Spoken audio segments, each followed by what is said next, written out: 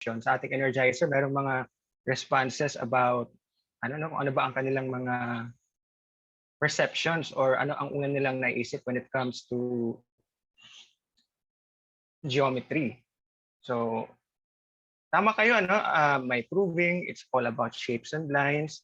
But this time, ang focus natin is analytic geometry. Okay, wait lang. Meron. Okay. So, later on, we will discover kung ano ba ang essence ng analytic geometry. Okay, so here's an outline of our topics for this morning. We will be talking purely about the conic sections.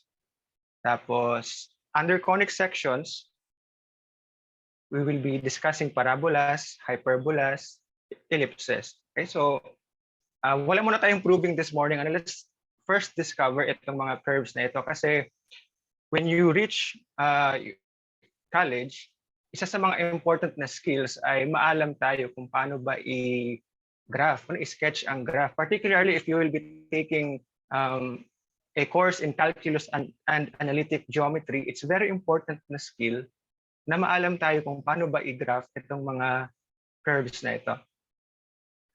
And after that, in the second half of our session,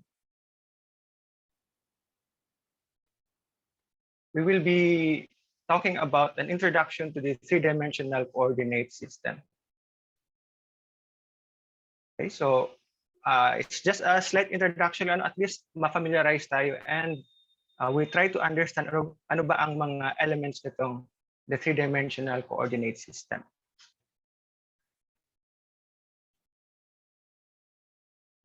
Just for a second, kasi merong prompt sa screen na hindi ko ma-remove.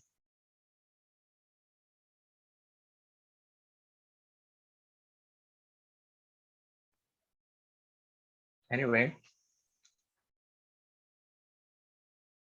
while I was reading your responses, nung pinakita sa amin yung mga responses, one of the students said na ang isa daw sa kanyang motivation why he or she wants to attend this session is para malaman kung aside from sa mga usual advice na practice, ano pa ba ang pwedeng gawin? To improve our mathematical skills. So, sa ating experience sa ating mathematics education, we were educated more on how to do things, di ba? Paano mag-factoring, paano mag-completing the square, paano mag-solve ng mga systems of equations. But this time, to address that concern, yung ano pa ba ang kailangan gawin aside from practice, ano pa ba ang kailangan gawin? So this morning, I have designed my lecture for that purpose. I-discover natin kung ano pa ba ang mga ingredients ng mathematical thinking. And you can see here in our screen that mathematical thinking goes beyond performing arithmetic or solving algebra problems. Hindi lang yan yung ibig sabihin ng math, or when we do math, hindi lang tayo nag-a-add ng numbers, nagsosolve, or trying to find the solution to some equations. There's a deeper meaning than that. Okay, so establish natin itong following fact na at its core, okay, ang mathematical thinking is really all about logic and reasoning. Okay? So kapag logic and reasoning, instead of understanding kung paano ginagawa ang mga mathematical processes na ito, we are also concerned with answering the questions that start with why. Okay? Bakit ba ang mga quadratic polynomials have roots na at most 2? Bakit hindi pwedeng 3? Bakit pwedeng mag-factoring? So you can see from how ginawa nating why, and now it opens us an opportunity na mas lalalim pa yung ating understanding sa mga topics na ito. And let's try to use this idea, no? Yung paggamit ng question na why in our topic for this morning, starting with the conic sections. Okay?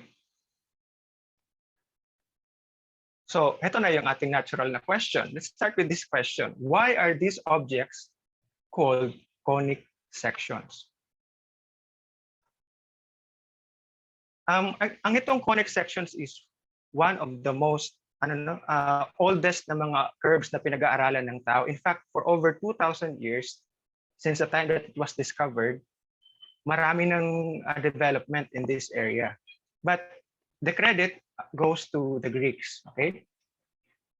Sila talaga ang unang nakapag-aral nitong conic sections. And the good thing is, ang amazing thing nitong conic sections, wala pa silang na-identify na practical application. It's just a purely mental exercise sa kanilang part. Then without even knowing kung ano ba ang practical application, pinag-aaralan nila ang mga conic sections. So we can appreciate the Greeks really revolutionized mathematics because ang kanilang way of thinking, hindi lang all about the practical things.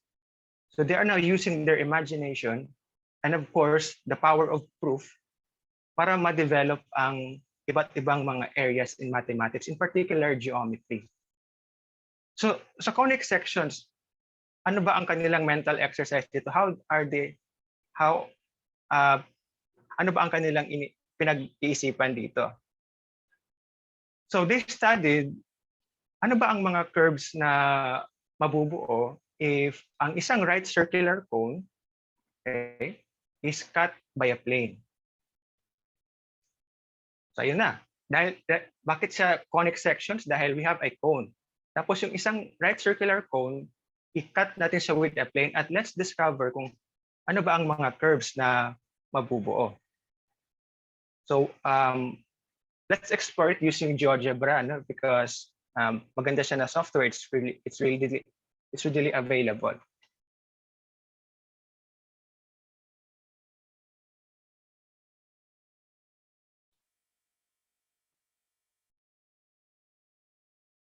Okay, so here may makikita tayong right circular cone. Dalawa sila, meron sa baba na portion, meron din sa ibabaw. And we have a cutting plane here. Now, as you can see, habang nagbabago yung inclination ng ating cutting plane, look at their intersections. Look at the shapes na nabubuo. Okay? Look at the intersection itong mga shapes. And look at ano ba yung angle ng ating cutting plane while the shapes are being formed. Okay? So yan, makita natin habang nagbabago yung angle ng cutting plane, iba't ibang shapes naman ang kanyang intersection with the right circular cone. Meron tayong oval in shape. Meron din tayong bent na curve as we can see here. Ayan. And there's also times na mag-i-intersect yung ating cone at saka yung ating plane. Yung upper at saka lower portion ay ma-intersect ng ating cutting plane. So these are actually what we call as conic sections. So bakit ang tawag conic sections? Because these are just intersections of a cone with a cutting plane.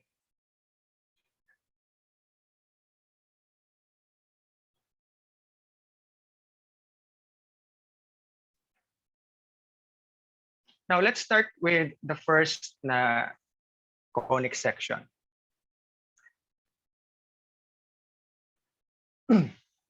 If the cutting plane is parallel to the slant of the cone, ang kanilang intersection is what we call as a parabola. Okay? So, balik tayo sa ating GeoGebra.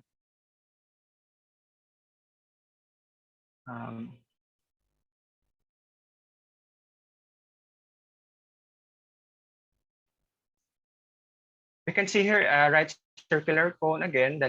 Tapos meron tayong cutting plane. And as we rotate, makikita nyo na indeed parallel ang ating cutting plane sa slant height ng ating cone. This is the slant height of our cone, ang kanyang diagonal. Now, if it is parallel to that, ang kanilang intersection is now a parabola.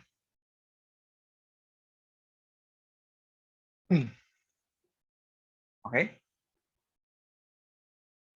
Tapos, kung magbabago yung slope ng ating cutting plane, this time meron tayong vertical na meron tayong vertical na cutting plane. Nagbabago naman ang kanyang intersection with the cone. As we can see here, this blue curve na makikita natin is now a different shape. And in this case, we have what we call as a hyperbola.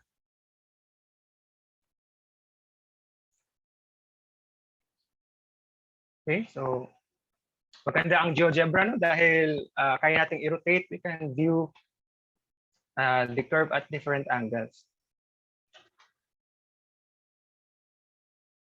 Now, yung last na conic section is what we call as an ellipse. Now, in this case, ang intersection niya with the cone is a closed curve. Ano bang ibig sabihin ng closed curve? Ang kanyang starting point at end point ay pareho lang. So we can, or in other words, we can trace the whole curve without lifting our pencil. And indeed, closed curve nga ang kanilang intersection. So in this case, hindi na parallel sa ating slant height yung ating cutting plane. So that's one property also kung paano ma-generate yung ating ellipse. So these are the three na mga types of conic sections. So we have, again, we have a parabola and we have a hyperbola. So again, bakit sa tinatawag na conic sections? Dahil these are just intersections or sections of a cone that is cut by a plane.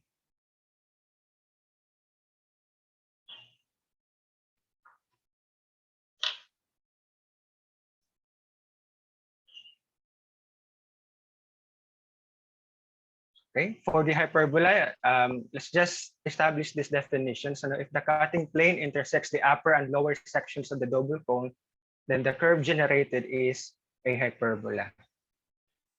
Now, kapag closed curve, we have an ellipse. Now, okay na. Kaya na nating i-visualize. We have now established kung ano ba ang mga conic sections, but we can do better. Okay, we can improve our study when we use a different definition of the conic sections.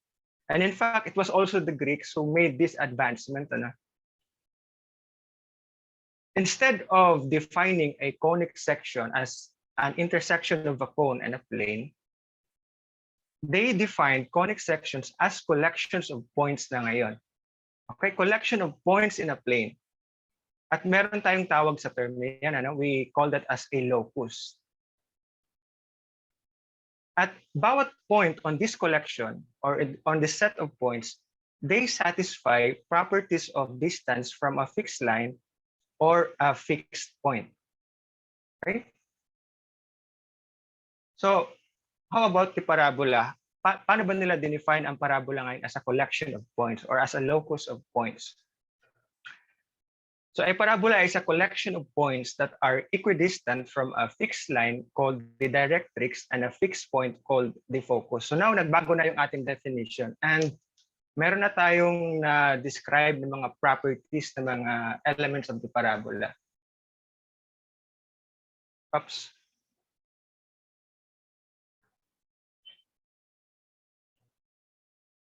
So again, it's a collection of points that are equidistant. Yan ang keyword. Equidistant siya from a fixed line. So this is the fixed line, ito nasa baba. We call that as the directrix. Tapos, itong fixed point is called the focus. Meaning to say, every point on the parabola, okay, ang kanyang distance from the focus, so if this is the distance from the focus, at ang kanyang vertical distance from the directrix must always be the same, okay? Dapat equal sila anywhere you are in the graph of the parabola.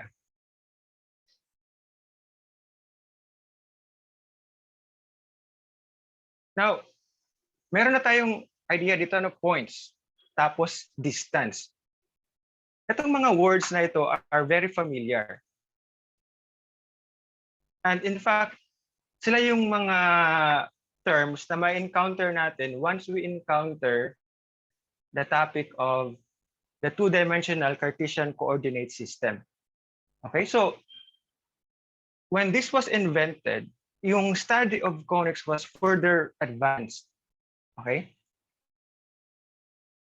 Kasi in the two-dimensional coordinate system, alam natin na every point there can be described using two numbers. Okay?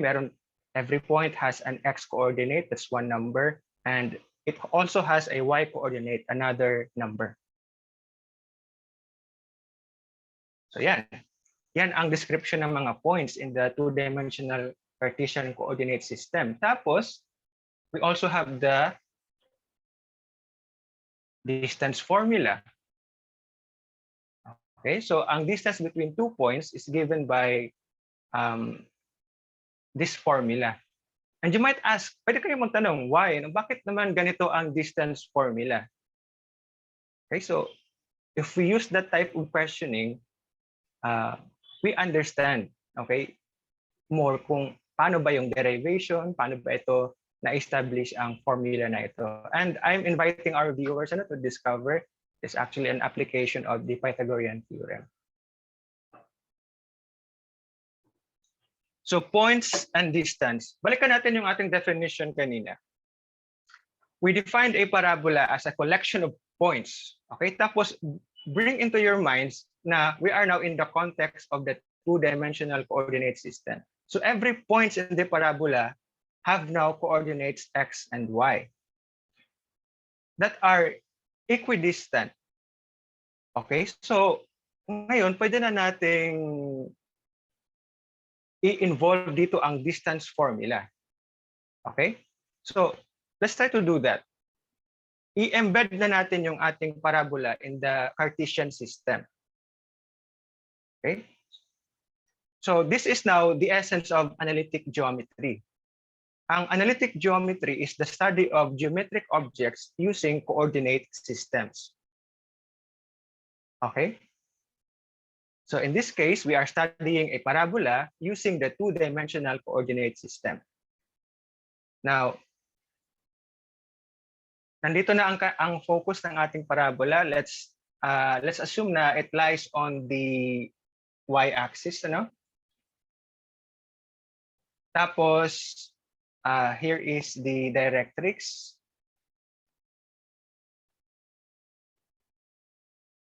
And then we have the parabola, itong blue na curve. So let's assume na yung ating focus, if it lies on the y-axis, ang kanyang coordinates will be 0, ang kanyang x-coordinate, tapos ang kanyang namang y-coordinate is some number a. Now, ang sabi natin, ang parabola is a collection of points that are equidistant from a fixed point and a fixed line. Ang pinaka-natural na point na kasama sa definition na ito will be the midpoint between the focus and the directrix natin. Okay? Yung point na halfway from the focus and the directrix is a point on the parabola. Now, in this case, nagkataon na, no, na ang ating point na ito is at the origin. So we have now a parabola. Ang point na closest to the directrix, to the line, is a point on the origin. And we call that point, itong point na halfway sa focus at directrix, as the vertex of the parabola. Okay, so in this case, ang ating vertex nasa origin.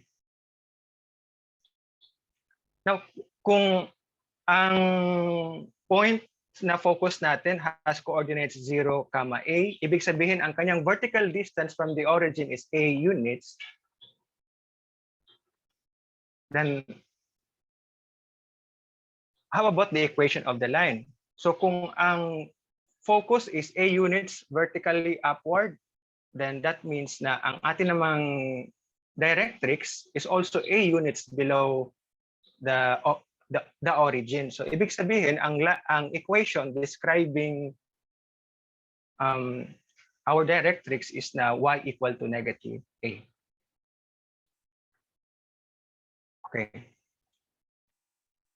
Now let's consider another point on the parabola. Instead of the origin, yung ating vertex, let's consider another point. No? Ang kanyang coordinates ay x at saka y. And then let's also consider a point directly below that point P. Ito si point Q na directly below kay point P. Since vertically aligned naman si point Q kay point P, therefore they share the same x coordinate. Okay? And since the point Q lies on the line y equal to negative a, ang kanya namang y coordinate will be negative a. Now, i-connect natin yung ating understanding kanina from the definition. Ang sabi dito, ang distance ng point P from point F must be equal to the distance of point P to point Q. Okay, so meron tayong label dito. We have itong broken lines that shows the distance. Now, gamitin natin yung distance formula. So using the distance formula, i-plug in natin sa formula, ang distance between the focus and the point P is now equal to the square root of x squared plus the quantity a minus y squared. Okay, yan ang kanilang distance. How about the distance ng point P to point Q? And that is given by the square root of y plus the quantity y plus a squared. Tapos ano yung sinabi natin? These two distances must be equal. Okay, so using our new definition, we have this equation.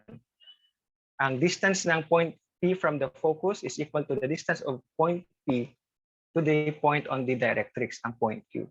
Now, plugging in those equations, those expressions kanina, and we have this one. Tapos, squaring both sides, we can remove the radical sign, and we have now a new equation na x squared plus the quantity a minus y squared equal to the quantity a plus y squared. Okay, tapos expanding itong expressions natin on the left and on the right, tapos canceling mga like terms, what we get now is x squared equal to 4ay. Okay, so patanong ko lang yung ating audience, ano ba ang anong klaseng equation itong nandito sa baba? I'll wait for a response sa ating comment section. Anong klaseng equation itong nasa baba?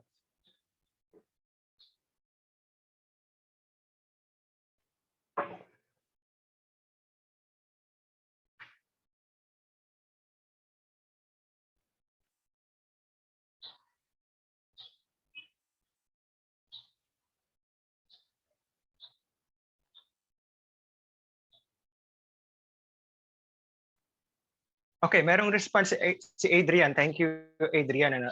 That is a quadratic equation. So thank you very much. So what did we just do here? Nag-start tayo with a definition is a collection of points satisfying na dapat equidistant from a fixed point and a fixed line. Tapos ngayon, using our analysis, gumamit tayo ng Cartesian coordinate system, gumamit tayo ng distance formula, and now we arrive with a quadratic equation. So this is what we have established. Na using the Cartesian coordinate system, we have answered the question, why is the graph of a quadratic function or a quadratic equation associated to a parabola? Okay? So, ngayon ma-appreciate na natin ang importance ng analytic geometry at bakit niya na-revolutionize ang study of the conic sections. Dahil for the first time, not for the first time, but here we can see na ang analytic geometry is a bridge between these two separate na mga fields in mathematics, geometry and algebra. So, ngayon mas makita natin that curves are now equations and at the same time, equations are also curves. Meron silang connection. And we can interpret one curve using an equation at vice versa. Ano pa ang na-achieve natin dito? Or more importantly, ano pa ba ang isang lesson na matututunan natin if we are doing mathematical thinking? Balikan natin yung ating definition kanina. We just started with this one, okay? A parabola is a collection of points. Dito walang variable, walang equality symbol, walang operations na involved. It is just a plain statement, okay, na describing something. But yung ating to improve our mathematical thinking, it also requires comprehension. Okay? Comprehension in the sense na we are able to understand what we read, we can interpret, and at the same time, we can connect what we read sa ating mga alam na mga tools. Okay, so that is mathematical thinking. Involved din dito ang comprehension. So, these two things cannot be separate, na ang comprehension at ang ating ability sa math, they work together. And in fact, kung gusto nating mas mag-improve yung ating mathematical skills, then let's read, let's watch mga activities that really sharpens our critical thinking. Okay? Dahil dito, in this example, ang isang statement na convert natin into an equation. And now, they are two equivalent things, pero in a different context lang. Okay? Using our tools, yung ating coordinate system, yung ating distance formula, naging equation na yung ating definition kanina. Okay, so yan lang din ang gusto kong i-emphasize this morning, na important din ang comprehension to improve our mathematical thinking.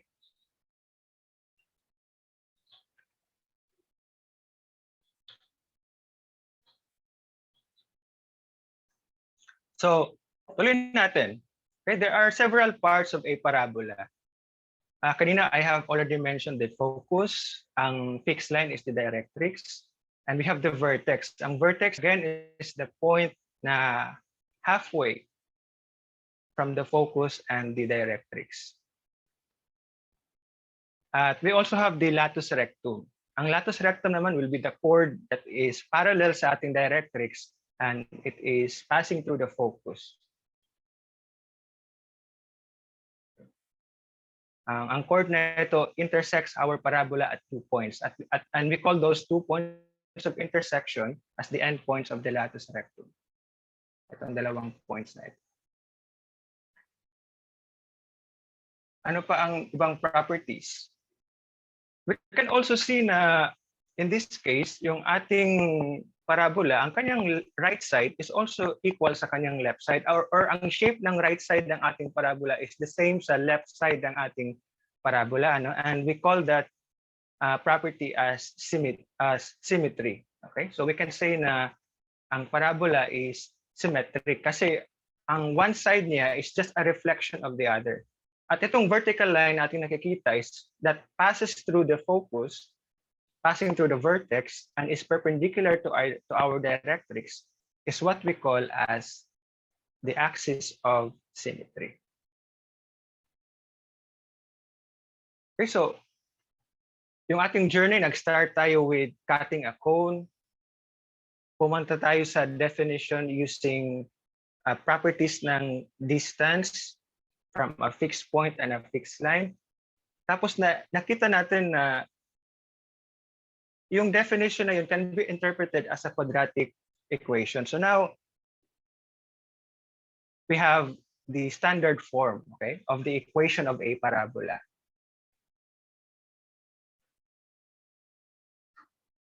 Now, ang parabola, marami siyang orientations. Sa ating example kanina, it was opening upward. Okay? Ang parabola can also be opening downward. Provided na ito ang kanyang equation. Okay. We have y minus k equal to a times x minus h squared. Ang derivation ng equation na ito is the same as before. Okay? But instead na yung vertex natin is nasa origin, i-translate lang natin yung ating vertex to some point na ang kanyang coordinate ay h at saka k. Okay, so the same technique ang derivation, pero instead ang vertex ay nasa 0, nasa another point with components h and k. Now, paano ba natin ma-identify na opening upward or downward? And let us just look at itong ating A na number, okay?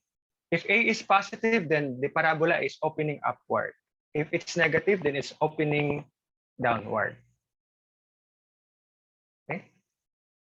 Ano pa ba ang questions dito? Paano ba natin malalaman, sir, paano ba malalaman na opening upward or downward?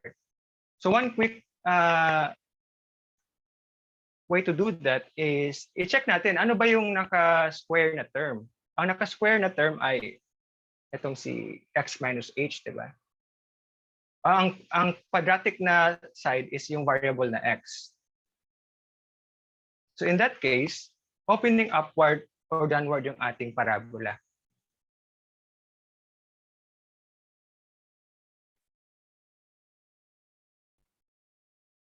Tapos meron pang ibang orientation, ano? We also have parabolas opening to the right or to the left.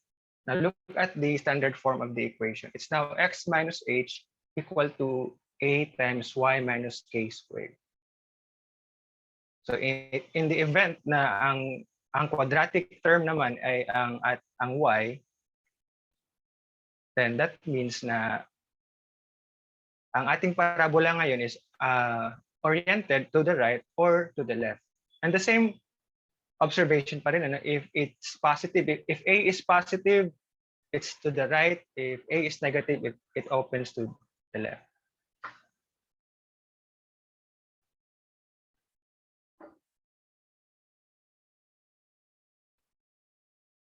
So,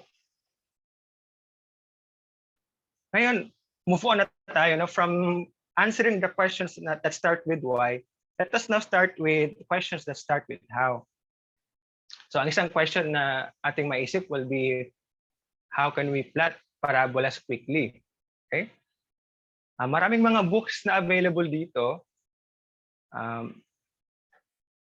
Maraming mga resources, but in our case, one way to quickly plot a parabola is using just 3 points. Okay?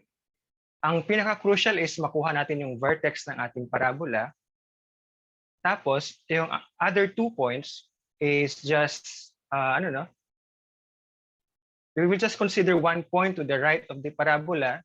Kung opening upward siya, then we will consider, okay, if this is the vertex, we will consider 1 point to the right, tapos another point to the left. And then we will just connect those 3 points para makadrawing tayo ng parabola. It's one of the quickest way. Kasi pagdating natin sa college,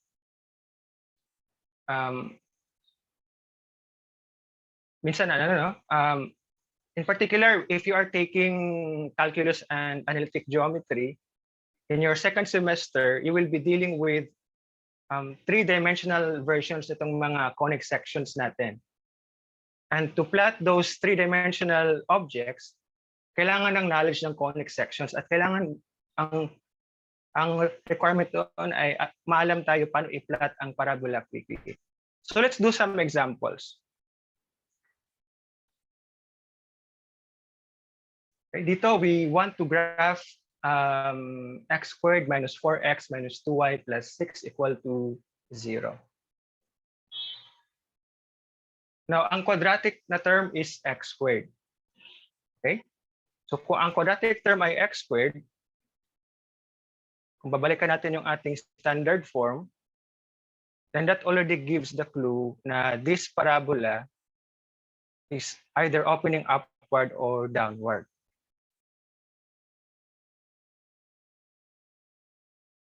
So we have that statement here na since the quadratic term is x squared, that gives us the clue na ang ating parabola is either opening upward or downward.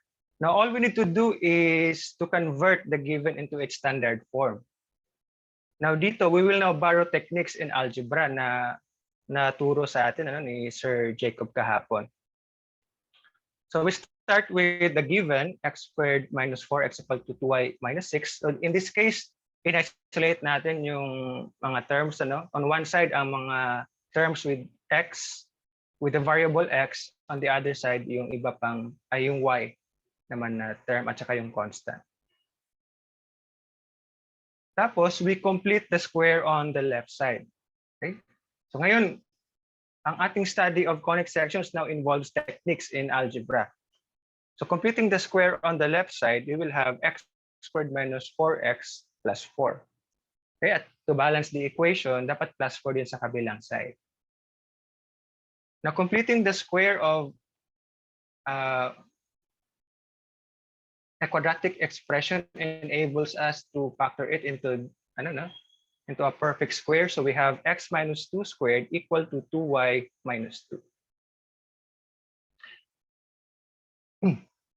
So it's also important here na while you are presenting your solution, when we are solving things, dapat maalam din tayo, we know the reason why na-arrive natin yung every step in our line. We know the reason kung bakit na-achieve natin yung every step sa ating solution. Okay? Alam natin bakit naging ganito, we know why ganyan ang next na form. We also know why bakit naging ganyan siya. So you see, ang mathematical thinking really involves, to present a process also involves reasoning. So you can also see here na ang pag-solve ng mga equations is also a way of communicating. Okay? Merong mga reasons behind every step. So dapat yun ang goal natin. And yun din yung aking encouragement sa ating mga viewers. Okay, so continuing. Sorry. I-factor natin yung nasa right side. And then we have now the standard form. Okay? 1/2 times the quantity x minus 2 squared equal to y minus 1. So i-box natin kasi yun ang turo sa atin. Para makita yung final answer, i-box natin yung ating sagot. Okay, bakit kailangan siyang i-convert into the standard form? Because unang-una, we want to find the coordinates of the vertex. At indeed, nandito na nga siya sa ating standard form.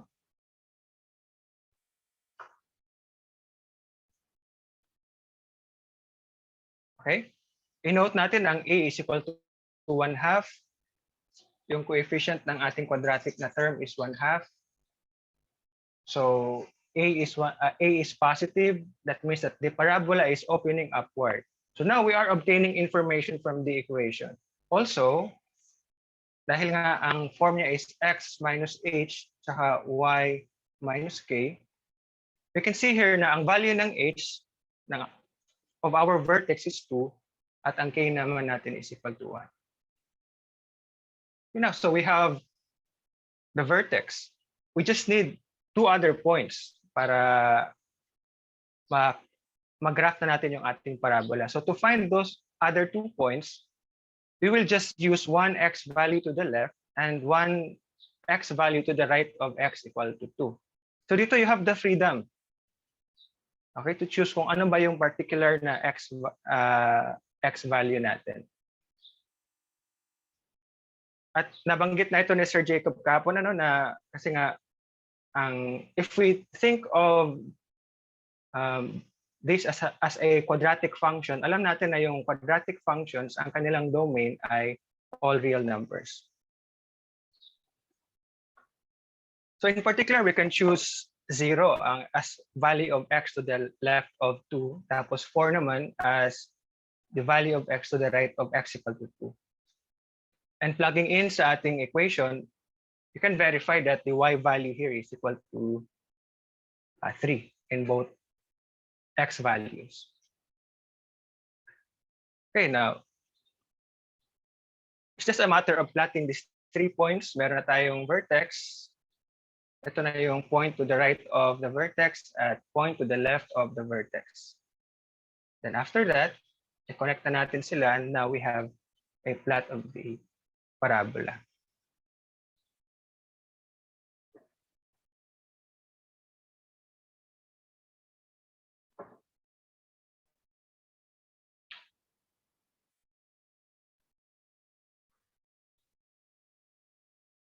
Okay, so just an overview, ano? We started with nag-start tayo with the equation. We identified whether it's opening upward or downward using the information kung ano ba yung quadratic na term. Tapos, kinonvert natin siya to the standard form para ma-determine yung ma-verify natin kung whether it's opening downward or upward ba using the value of A. And from that standard form, na-identify natin yung vertex.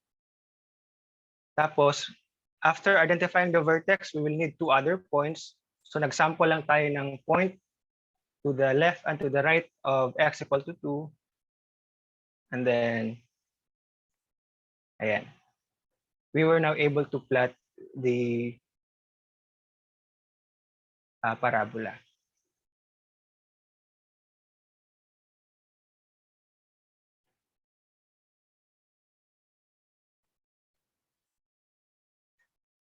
So let's look at the second example.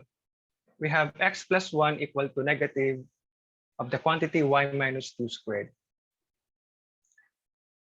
So we are fortunate here na ang given is already in standard form. Now, the quadratic term is the variable y. So that gives us the information that this parabola is either opening to the right or to the left. And looking at the coefficient of the quadratic term, negative siya, it's negative 1. Okay. So this verifies that the parabola is opening to the left. At we can also identify here itong x plus 1, we can write this as x minus negative 1, ano? Kasi yun ang standard form ng ating parabola. So we can see here na ang x component ng ating vertex is negative 1. Ang y component niya will be 2.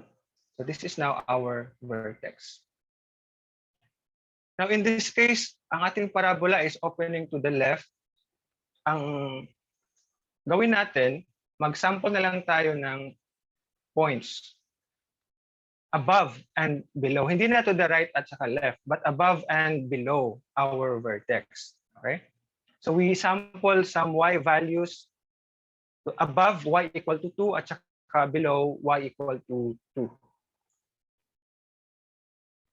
So in this case, ito yung ating mga ginamit na for no particular reason, okay? Just for convenience, we can choose y equal to 1. So we will get x equal to negative 2. Okay, using our equation here, i-plug in lang natin ang y value to get an x value. And for y equal to 3, that will also give us x equal to negative 2. Right, so we have the vertex and the 2 points that we needed. Now we can plot the parabola. Okay, so ano ba ang skills na kailangan sa pag-plot ng parabola? Aside from completing the square, factoring, dapat maalam din tayo mag-plot ng mga points in the Cartesian plane.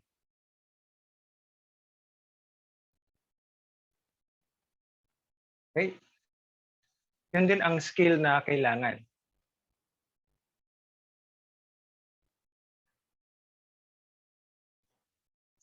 So meron bang questions ang ating viewers regarding this examples? Clear ba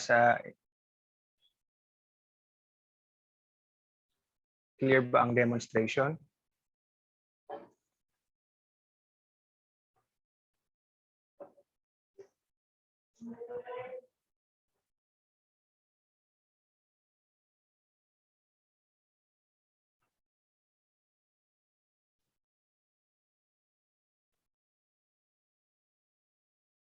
Okay, sabi ni Maricel, yes, clear daw. Okay, so we can sleep well tonight, ano? Parang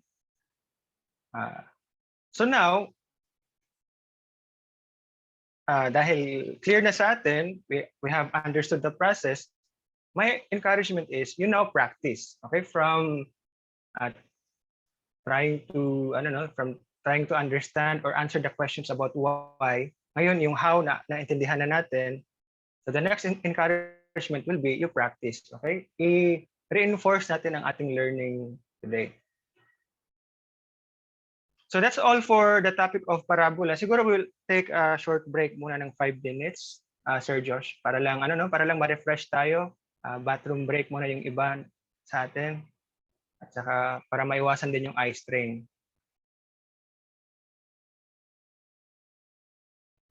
Okay, so Sir Josh, break muna tayo ng 5 minutes. Sige po, Sir Kem. Okay po.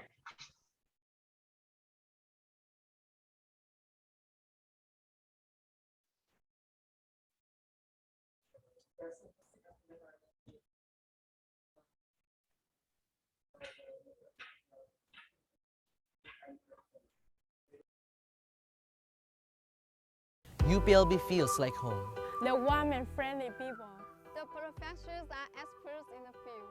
The enriching experiences that one gets to enjoy. Learning here is inexpensive and gives me great value for money. The diverse and the cosmopolitan nature of the graduate community makes me to learn much more in my classes. Apart from being a top university, UPLB also enables me to study so close to nature.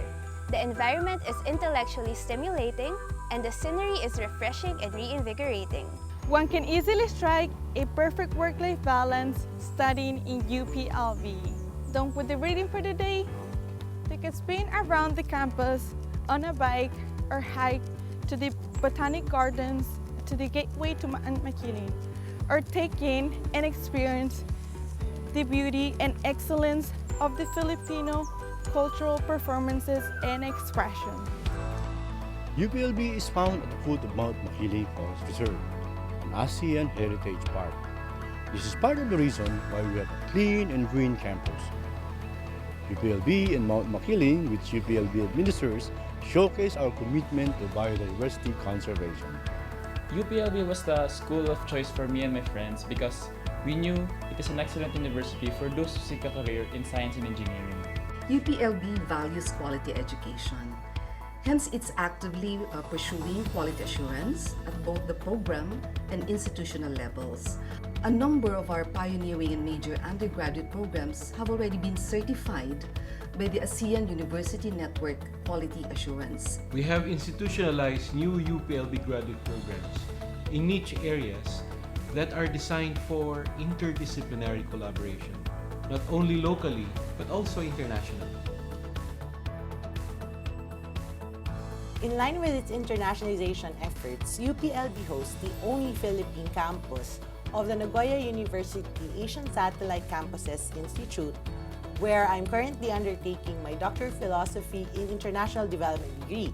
Locally, we've been offering several off-campus graduate programs. We have also established our presence in Panabo City, Davao del Norte in Mindanao, through the UP Professional School for Agriculture and the Environment. I am here to study agriculture in UPLB because I believe I can learn so much in order to help my country. I think that when I finish my program and leave UPLB, I'll be better equipped to help solve the food security situation in my country. I am here because UPLB has a very good reputation and offers a course that I'm interested in. I'm taking a PhD in Extension Education, which is also recognized in my country. What I especially like is that the professors are both academically very competent and supportive. The UPLB programs are relevant because these are based on the realities on the ground and were produced through a carefully thought process, combining theory and practice. We champion a strong disciplinal and interdisciplinary lens in understanding and providing profound solutions to complex societal problems. UPLB is known for strong research culture that informs instruction and capacity building. The Philippines and the rest of the world is facing complex challenges in food security, biodiversity loss, climate change, public health, and environmental degradation. We in UPLB are always in our toes so that we can prepare and provide the necessary solutions to these challenges by way of our curricular programs. So what are you waiting for? Look up UPLB's 28 undergraduate degree programs or its over 100 graduate degree programs at uplb.edu.ph. File that application for admission and experience what it's like to study in UPLB.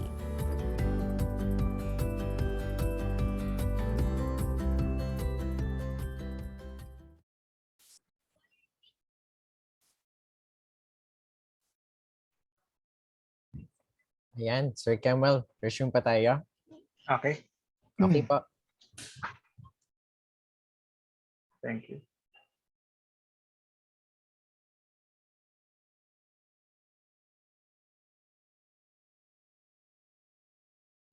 Okay, so welcome back to our session. Let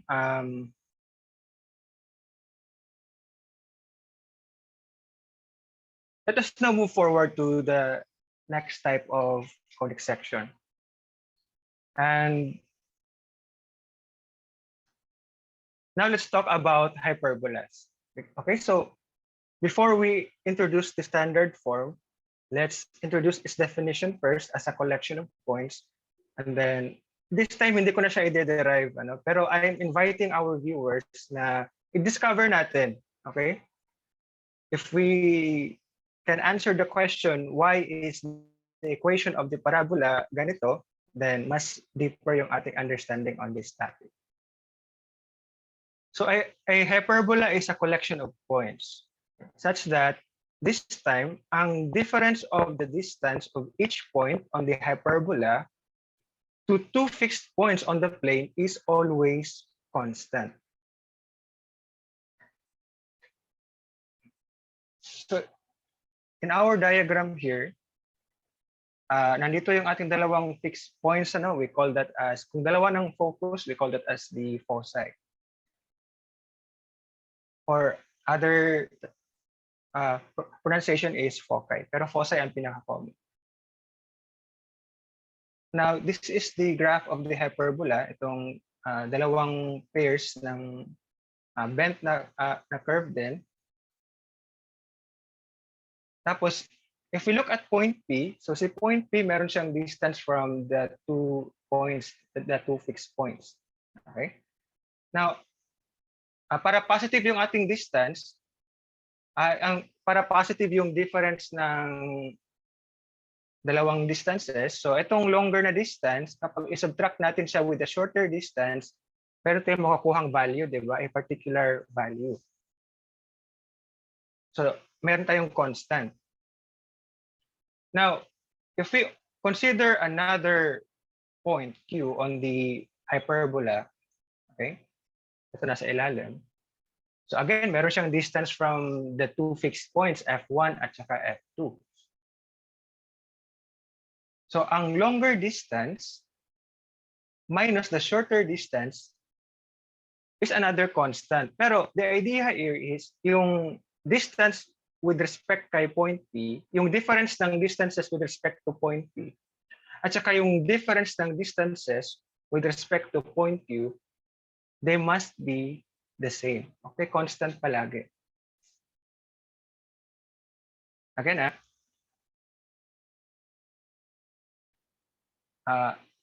ang distance ni point P to point F2 minus the distance of point P to point F1 is a constant. Tapos yung distance naman ng point Q to point F2, the longer distance minus the shorter distance of point Q to point F1 must be the same constant. So yan ang definition ng hyperbola. So again, we can use the Cartesian coordinate system, i-apply natin yung distance formula, and then you can derive the equations for the hyperbola. So as usual, let's try to familiarize first itong mga parts ng parabola. So we can see here na parabola has two branches. Dalawa ang kanyang graphs. Merong isa, in this case, merong isa na opening to the right, meron namang isa na opening to the left. Now, a hyperbola has a center. That's the point halfway sa dalawang fixed points natin na sa dalawang foci natin. We also have two vertices. And then the line segment joining the focus, passing through the center and passing through our vertices is what we call as the major axis of the hyperbola. Marami pa itong parts, pero I just highlighted itong mga parts na kailangan natin para ma-graph natin quickly ang hyperbola. Okay, in particular, itong major axis will help us to determine kung whether our parabola is oriented horizontally or oriented vertically. Okay, so if we use our previous definition and the distance formula, we can derive the standard form of the equation of a hyperbola. Now, in the case na ang ating hyperbola is oriented horizontally, in this case, ang kanyang major axis is horizontal or parallel to the x-axis. So ang standard form will be given by this one.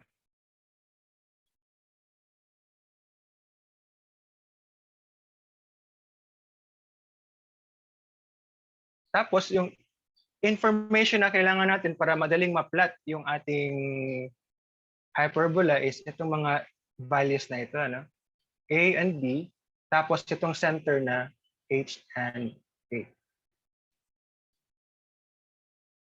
So para madaling malaman kung oriented horizontally or vertically yung ating hyperbola, you just look kung ano yung positive na term sa kanyang equation.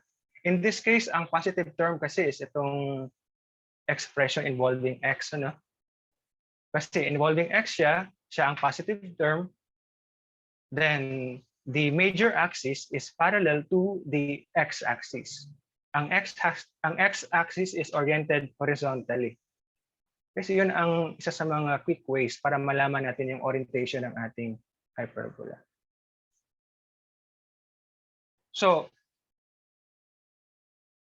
without even showing you the the standard form for the vertical na orientation, alam na natin kung ano yung positive term, di ba, na expected natin. Okay, kasi ang sabi natin, kung ano yung positive term, doon parallel sa axis na yon ang ating hyperbola.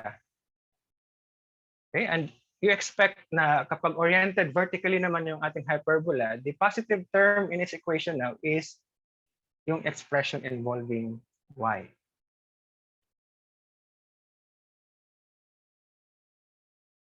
Okay?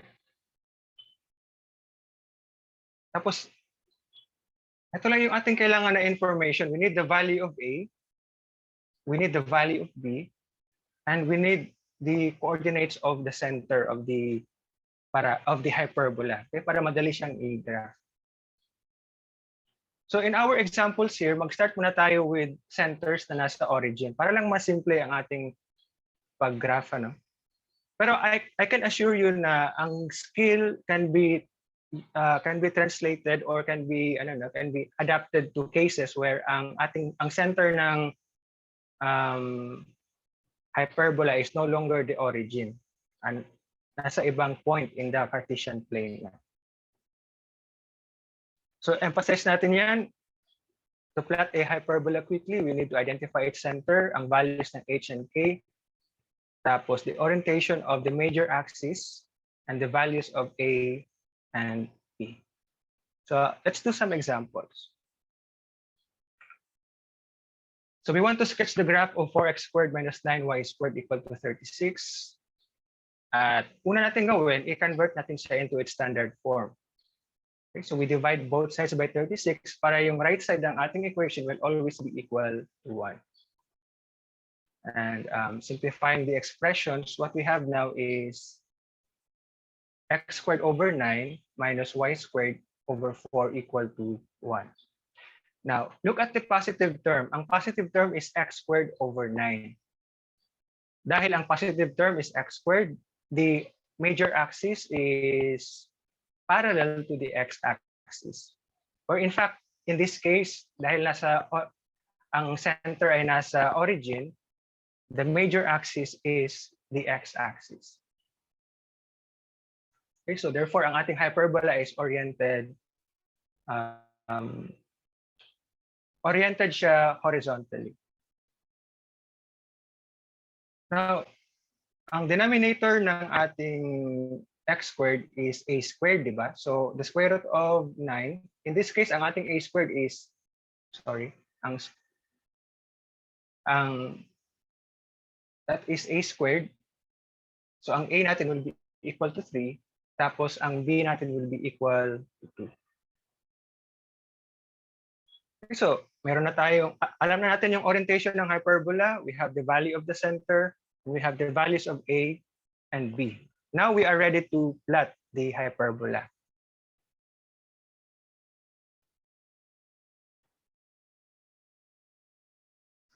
Okay, so we have the standard form of the equation on the upper left corner. So itong green dot na nakikita natin is the center. Now, unahin natin yung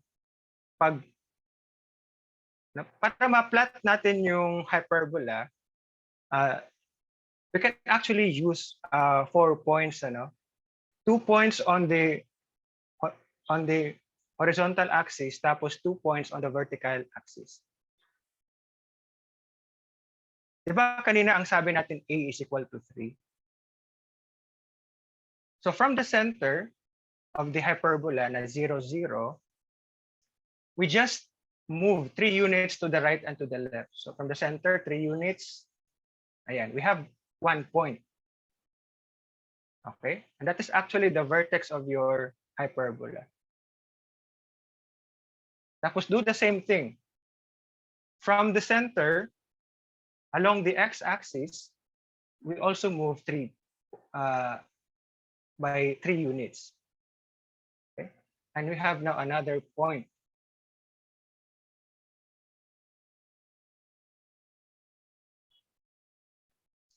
Now that's using the information na a equal to 3.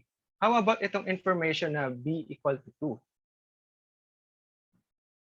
2? Ang b is the denominator of the y, the expression in y, di ba?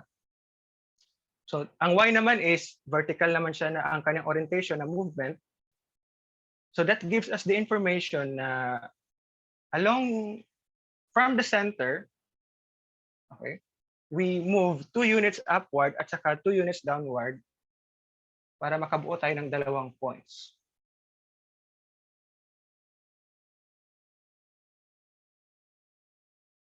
Okay. Ulitin ko yung process. Ang denominator ng x squared ay 3 squared. That gives us the information na ang a is equal to 3. Now, x-axis over x squared over 3 squared. So that gives us the information na from the center, we move horizontally, 3 units to the right and to the left.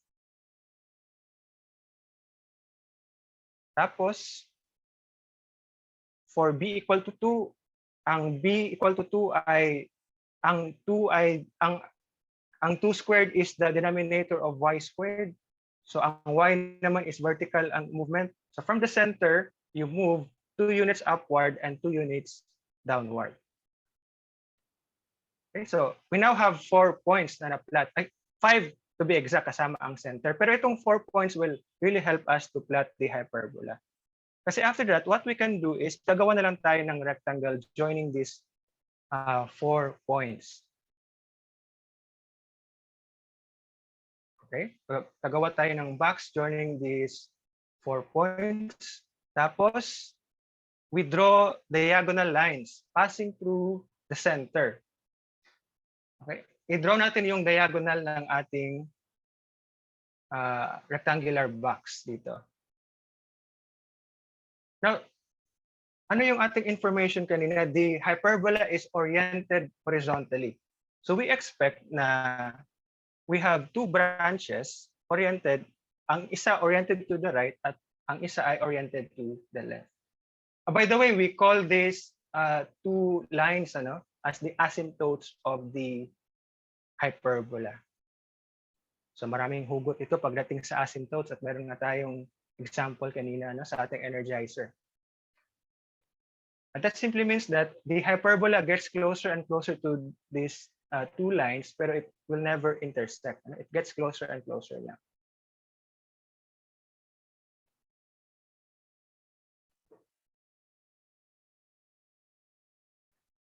So, yan na ang plot ng ating equation na 4x squared minus 9y squared equal to 36.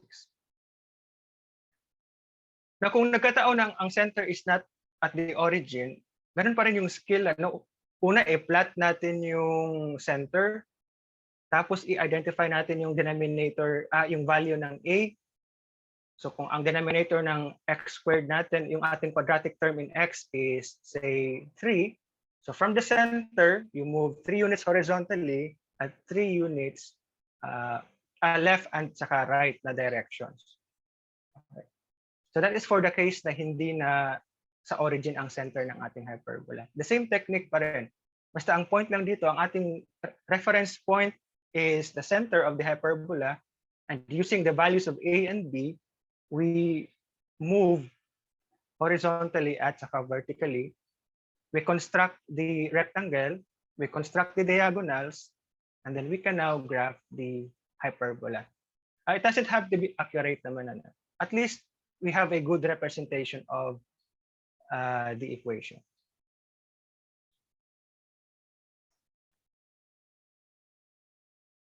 So let's do another example. In this case, we have y squared over 16 minus x squared over 9 equal to 1. So again, ang center is at the origin, and the major axis is vertical. Bakit vertical? Dahil ang positive term is y squared over 16. Ang expression involving y ang positive term. So the y-axis is oriented vertically.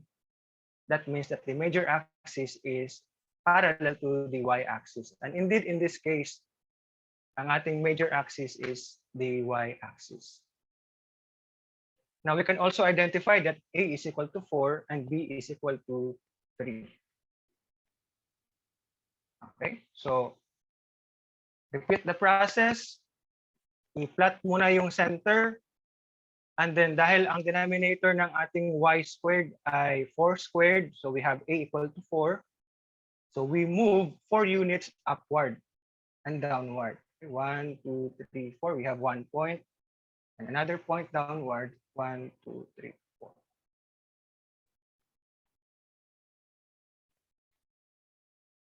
Tapos using the information, itong x squared over 3 squared. So ang denominator ng x squared is 3 squared. That gives us b equal to 3.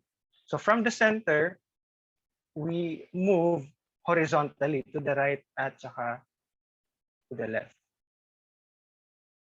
Okay, so we have these 4 points. And then, as usual, i-construct yung rectangle natin. We plot the asymptotes. At dahil nga ang positive term, so kapag na-plot na yung asymptotes, we are now ready to plot the actual hyperbola. At dahil nga oriented vertically yung ating hyperbola, then we have this as the sketch of its graph.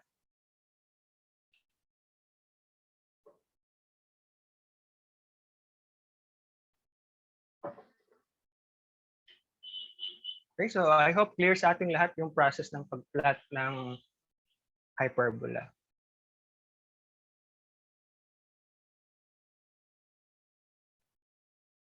Okay, so that's all for the topic of hyperbolas. Ngayon, punta tayo sa last na type of conic sections. So, an ellipse is a collection of points such that the sum of the distance of each point from two fixed points in the plane is constant. This definition is very familiar sa atin. In fact, it's the same with the definition of the hyperbola, pero ang difference lang, instead of, no pun intended, the difference lang is, instead of using sums, instead of using differences for hyperbola, we are using now the sum of the distances to be a constant.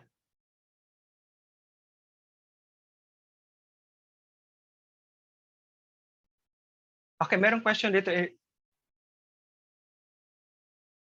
If both terms, meron bang instances na ang both terms ay negative? So let's consider that case. Pero lang short question dito.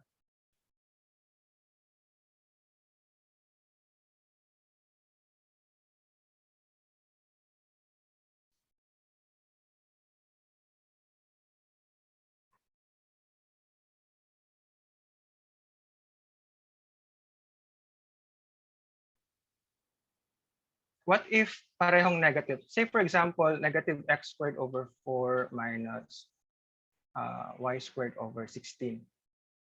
Okay, this is an example where negative yung dalawang terms, tapos equal to 4.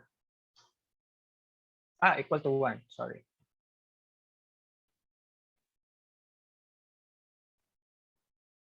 Now, in this case, ang plot nito is empty, kasi we cannot subtract two negative terms. Tapos ang kanilang value, ang resulting value will be equal to a positive term. Okay, so ang graph nito is empty. This is not a hyperbola.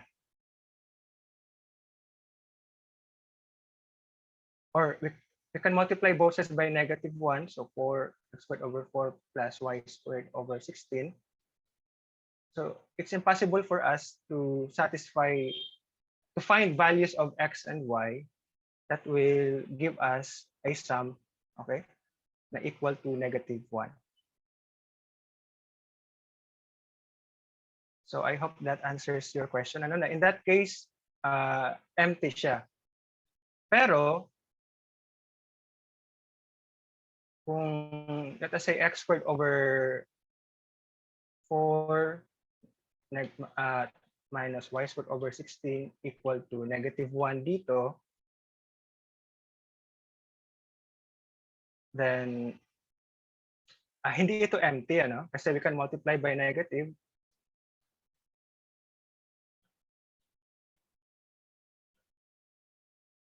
Ayan. We can multiply by -1, so we get this equation here, and this is now the graph of, hindi na siya hyperbola, it's the graph of an ellipse. And that's a good segue, para mapag-usapan natin yung ating next na type of conic section.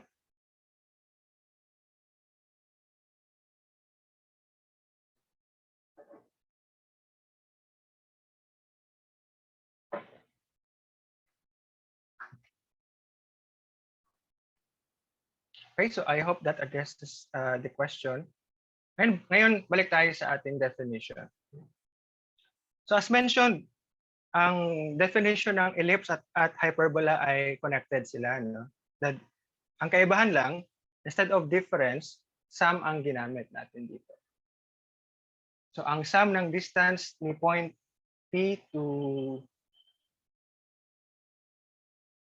F1 at saka itong F2, these are the two fixed points. So ang sum ng kanilang distances, let's use another color.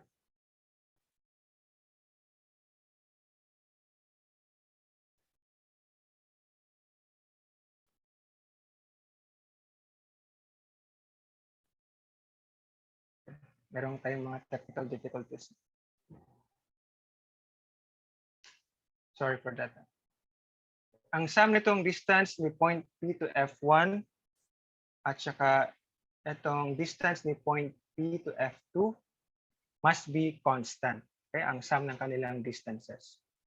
If we are to consider another point again, point Q dito, so ang distance ni point Q to point F1 plus the distance of point Q to F2 must be another constant, pero equal lang sa sum ng distances with respect to kay point P.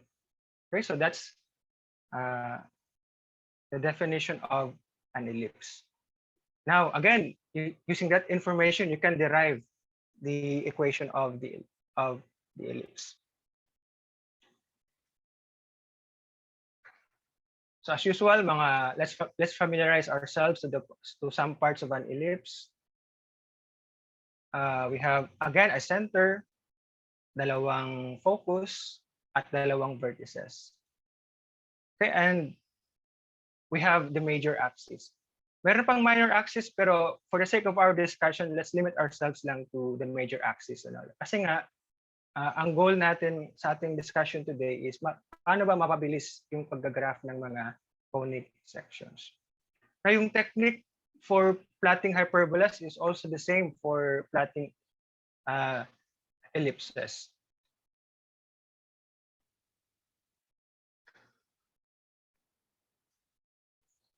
But in this case,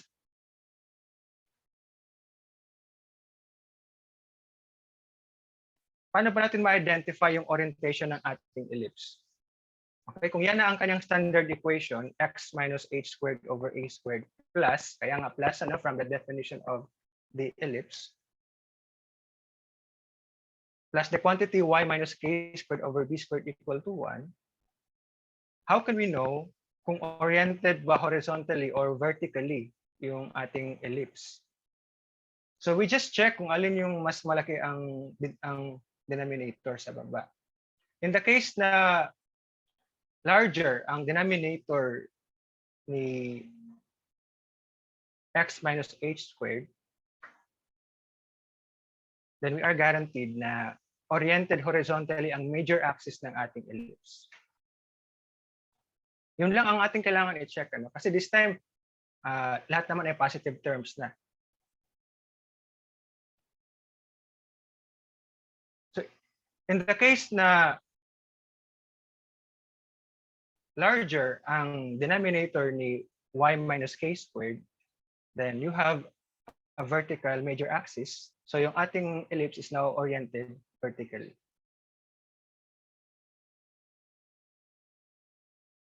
Okay? Yun lang ang ating kailangan na information, and of course the center. Okay, so I think kung alam na natin paano i-graph ang hyperbola, then madali nang i-adapt yung skills para i-plot ang ellipse.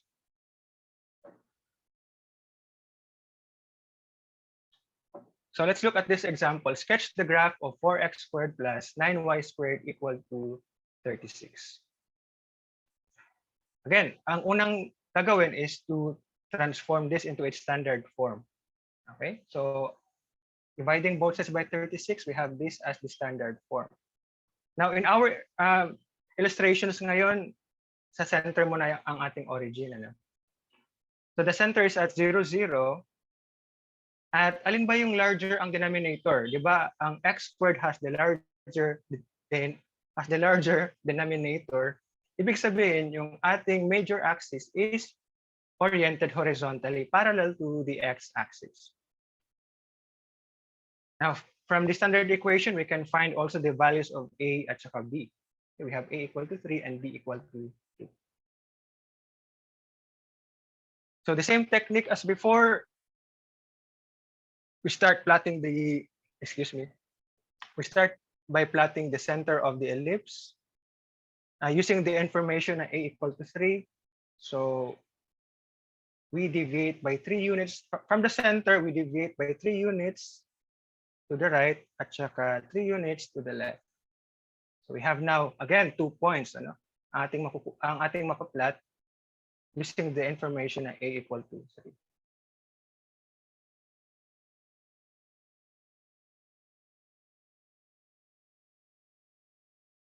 Sir, bakit horizontally? Basta tandaan lang natin, ang 3 squared is the denominator of x squared. Ang x is oriented horizontally, di ba? So, kaya nga ang ating deviation from the center is horizontal. Now, using the information na b is equal to 2, ang 2 naman, ang 2 squared is the denominator of y squared. So, ang y axis is oriented vertically. So from the center, we deviate by 2 units upward at saka 2 units downward.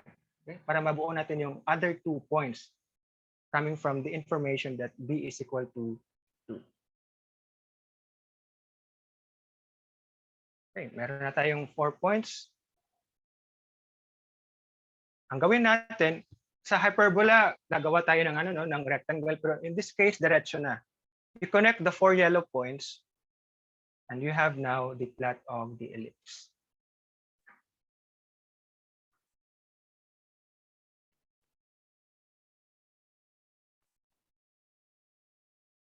Okay, so kung maalam tayo mag-plot ng hyperbolas, the skills can be adapted to plot ellipses. Okay. So again, nag-start tayo with an equation, kinonvert to the standard form, kinuha yung center, kasi yun ang ating reference point para i-plot yung 4 na points.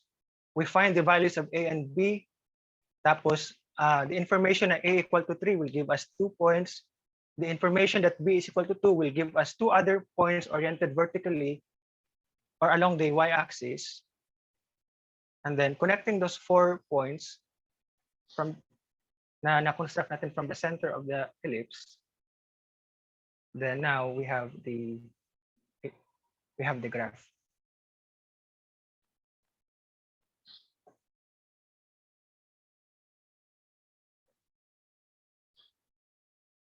So another example here. We want to graph x squared plus y squared over 4 equal to 1. So ang center is 0, 0, the origin. So ang denominator ng x squared ay 1. So ang denominator ng y squared is 4. Now 4 is larger than 1. Ang y squared has the larger denominator. Ibig sabihin, ang major axis is oriented vertically, parallel to the y-axis. But in this case, our major axis is along the y-axis.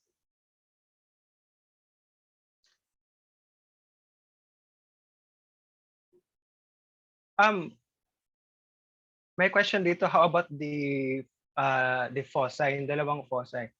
We can also plot that, pero ang goal natin ngayon is ma-plot ng mabilisan yung ating ellipse. Okay?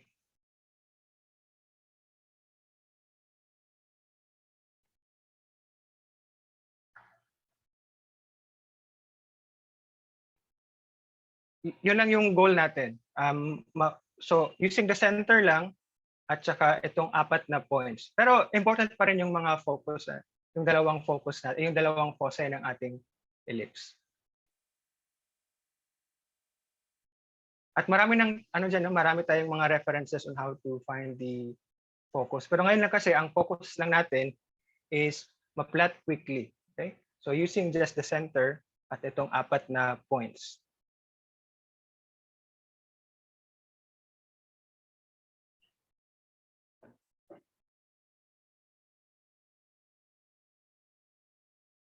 Okay, here's another question. Are there instances na nasa quadrant? Oh, maraming instances kasi dito nagkataon na ang ating center is along the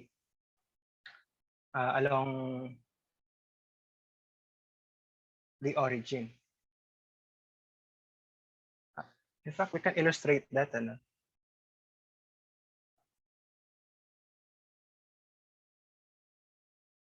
Gamitin natin ang example na ito. Gawin natin ang center is at 2, 3.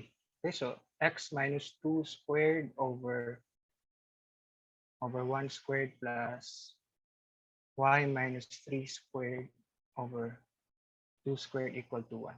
So, ipapat mo na lang dito yung isa pang ellipse. Okay, here's an example na ang kanyang center is now at 2, 3, diba? Nandito na ang center. Ano yung A in this example? A is equal to 1, ang B is equal to 2. Now, ang denominator ng y minus 3 squared is larger. So, this ellipse is oriented vertically. Now, meron tayong A equal to 1. Tandaan natin na ang 1 ay denominator nitong x minus 2 squared. So, this is, we deviate from the center by 1 unit. So, you can draw mga guide na axis dito. Ano? So, 1 unit from the centers dito. So, we have 1 point on the right, another point on the left. So, these are the 2 points provided by A equal to 1. Now, ang denominator ng y minus 3 squared is 2. So, vertically, we move by 2 units. So, 1, 2, up. Nandito na sa taas. Tapos, 1, 2, downwards from the center. And then, we have now an ellipse.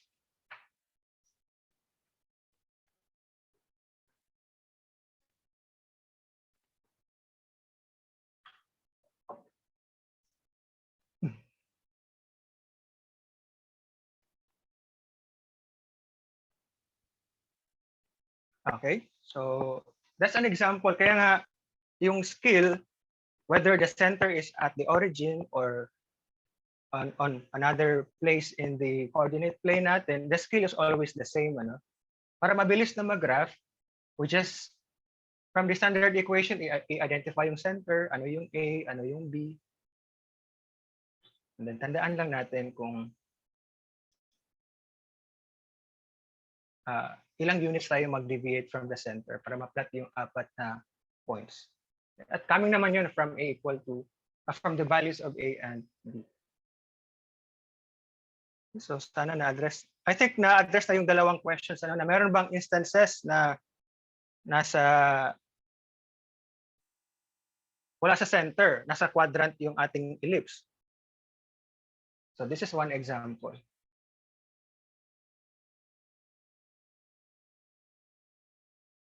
So the same is true for the hyperbola, okay? Kahit yung ating example is nasa center, pero the scales can be adapted to the case na wala sa origin yung ating center.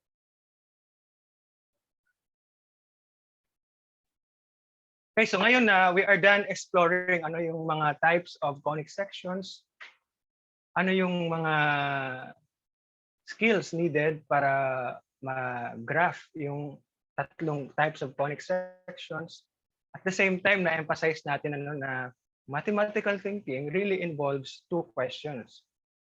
Yung questions that start with how at saka the questions that starts with why. And the questions that starts with why will really help us understand better our the different mathematical concepts. Now,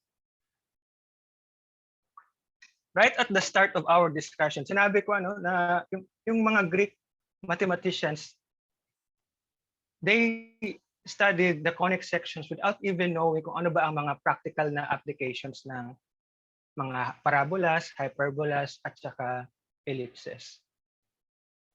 But after several centuries, okay, yung mga artificial na constructs na yun, yung mga mental exercises lang, naging practical na sila. Okay? And this is a famous demonstration kung bakit napaka-useful ng mga conic sections sa ating modern world ngayon. So we have here a satellite dish. Pero ang kanyang cross-section is actually a parabola, no? Para lang ma-emphasize natin ang parabola na curve. Ito yung parabolic shape.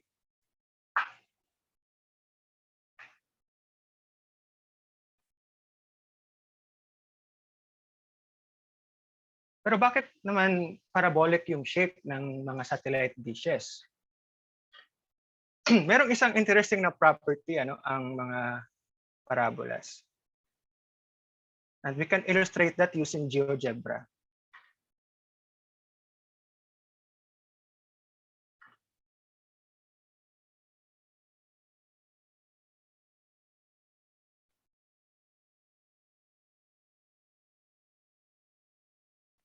Okay. So here we have a parabolic shape. We have a parabola.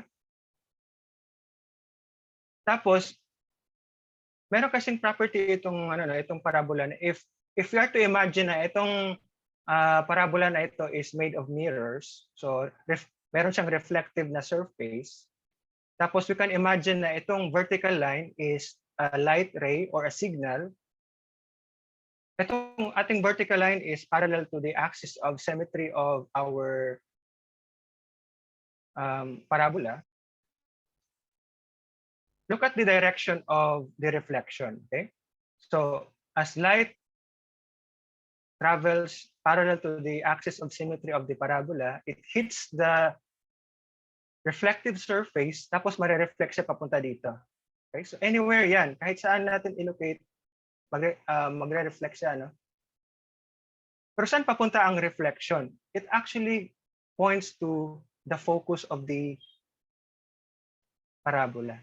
Okay, kahit saan man tatama yung ating light ray or signal, regardless kung dito man siya tatama, as long as it travels parallel to the axis of symmetry, it will always be reflected to the focus. Okay?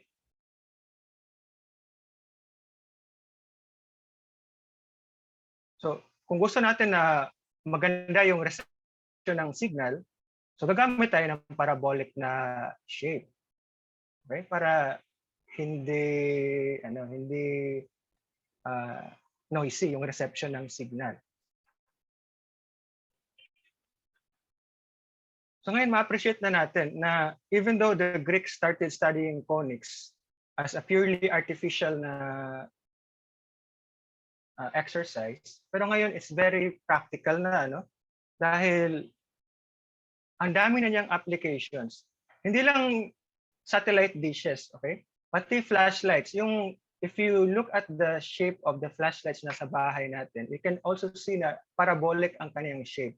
Kasi if ilagay natin ang light source, if we put the light source dito sa focus ng ating parabola, so ang light coming from the light source will be reflected parallel to the axis of symmetry.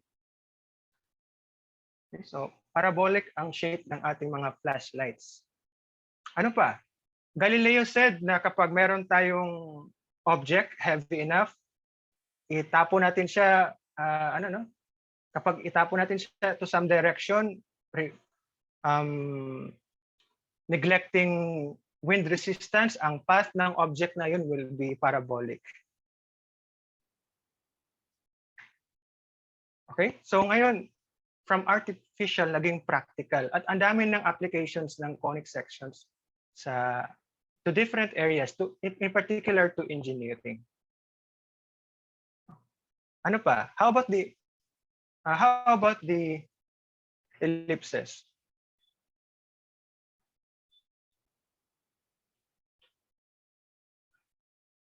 Sorry.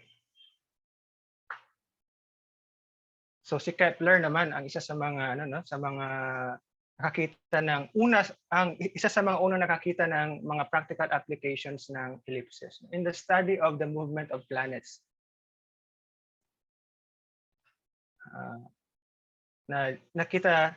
Na-discover ng mga scientists na elliptical pala ang path ng mga orbits ng ating mga heavenly bodies.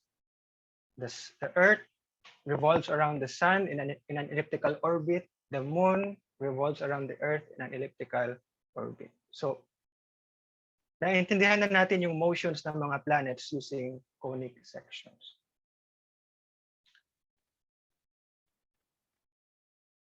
We also have, for the hyperbolas, ang pinaka-classic na example will be the cooling towers ng ating mga nuclear na power plants. Okay? In particular, no, itong topic na ito, you will appreciate more on this kapag meron na kayong knowledge on the three-dimensional versions of these conic sections natin. Okay, ang tawag sa kanila ay mga quadric surfaces, and that will be covered in your second calculus course when you reach college. In particular, kung meron if you are taking engineering courses. So kung first year kayo ngayon sa UPLB, you're taking Math 27. Next semester, Math 28, will be encountering the three-dimensional versions ng ating mga conic sections. And we have one here, ano? Itong hyperbolic na shape.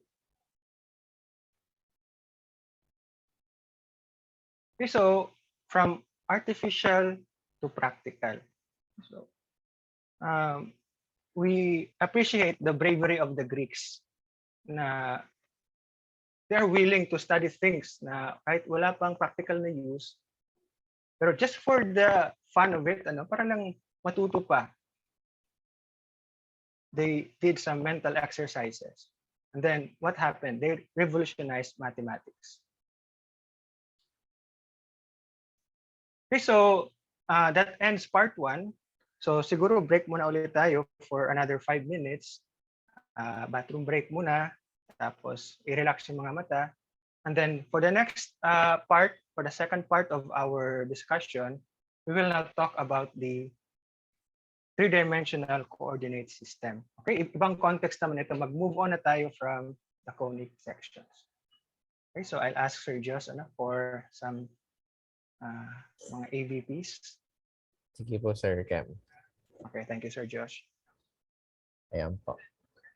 So, sa ating mga students ngayong araw na ito, grabe, no? Ang dami nating napag-usapan na so far tungkol sa parabolas, hyperbolas, sa conic sections, and now we will be going dun sa 3D coordinate system. So, basa lang muna tayo ng ating mga tumututok pa rin ngayon. So, shoutout kay Jasper S. Pagirigan ng Upper Bicutan National High School. Kay Joseph Hermitanyo, ang aming isa sa #1 fans. Hi sa iyo. Thank you. And welcome sa ating session ngayong umagang ito. Kay Daisy Ibanez from Agusan del Sur State College of Agriculture and Technology. Melody Pendon from Agusan, same school, Agusan del Sur State College of Agriculture and Technology. And si Erwin Taoy. So, I believe participant ka rin namin since last Monday, no? Very active, very diligent na student. Congrats sa iyo, Erwin. And I hope you also complete the 2 other sessions tomorrow and on Friday. Kay Giovanni Fuego, hello po. So, if may mga questions po kayo, kindly put them in the comment sections. Nakakatuwa, no? Kasi ang dami natin mga participants na very active sa pagsagot sa ating discussion ngayon with Sir Kemuel, no? So, hello kay Jonald Anyo. Hello sa iyo. Sino pa ba itong mga nakalimutan natin batiin? Si Paul Mirasol, a good observation, Paul, no? Our ears are also parabolic, no? So talagang baka there are really reasons why our body composition is shaped this way. So hello sa inyo. A legend, Pizarro Mata, hello. Dane Claudette Peñalver from Upper Bicutan National High School, hello sa iyo. So kita natin dito na dami nating participants from Luzon hanggang Mindanao, no? We have from all the way from NCR tapos up to Cagayan de Oro. Si Jasper Jasper Yu. Hello po. Kung ang daming taga-Agusan State College of Agriculture and Technology, no? Miss Beverly Villasencio Matugas. Also here, PUP, Santa Mesa. Yan. Hi din sa iyo, Erica May Gatche. Yan. Ayun. So, congrats sa mga nakakompleto na so far ng 2 out of 4 nating sessions ng ating math webinar series ngayong linggong ito. So, meron pa tayo until tomorrow and on Friday. So, if may mga friendships pa po kayo na hindi registered, kindly invite them to do so po. Okay lang, Joseph. Okay lang na hindi ka early bird kanina. Palagi ka namang early bird sa aming previous webinar. So, that's okay. So, I think Sir Kemuel is back here with us. Resume pa tayo, Sir Kem. Okay. Meron pa lang isang participant, no? She is from Lanao del Norte, so I am also from Lanao del Norte. Hello sa iyo. Hindi ko na nakita yung pangalan pero I saw someone. Ito, sir, si Finea Zoe Noblesa from Kapatagan National High School, Lanao del Norte. Wow, kababayan ni sir. Neighboring town lang sa ang Kapatagan sa amin. So hello, thank you for watching. Okay, tuloy natin yung ating discussion.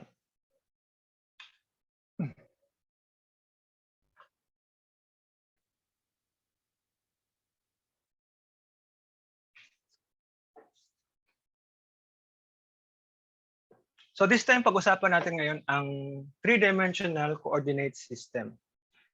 And this is something na ang three-dimensional space is something na familiar sa ating mga humans. Because first and foremost, we live in a three-dimensional world, di ba? We can move on a straight path forward and backward. We can also move on a straight path sidewards, no? to the right or to the left. And we can also perceive mga vertical na mga spaces, vertical distances. So ang three-dimensional na space is something na familiar tayo, it's natural sa atin. Okay? In fact, on our day-to-day experiences, we might be using this to locate some places. So imagine for a moment now we are traveling, we are going to a place na hindi tayo familiar, and for some reason hindi gumagana yung ating navigation na device, yung ating Google Maps, hindi siya, or baka may internet problem, or hindi tayo familiar sa place. Now imagine that you want to go sa third floor ng isang building, to be specific. So, while we were driving around, siguro, medyo, we are now lost sa sense ng direction. So, might as well, magtanong na lang tayo sa mga tao na familiar sa lugar na yan. So, we approached someone, tapos sinabi sa atin tapos we asked that person, saan ba ang location ng building na ito? Tapos sabihin sa atin, sir, ganito po, let's assume na nandito na tayo, asking someone. Go straight po dito, tapos kanan po kayo, and then on the first intersection, on the first corner, kaliwa.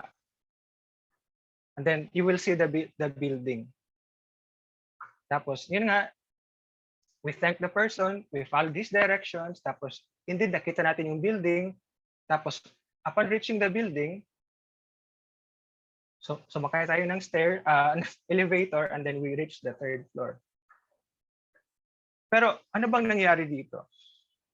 Yung very helpful na person actually described the location of the building using directions, di ba? Isang forward direction, isa namang direction na liliko. Tapos tayo, yung last information, yung vertical na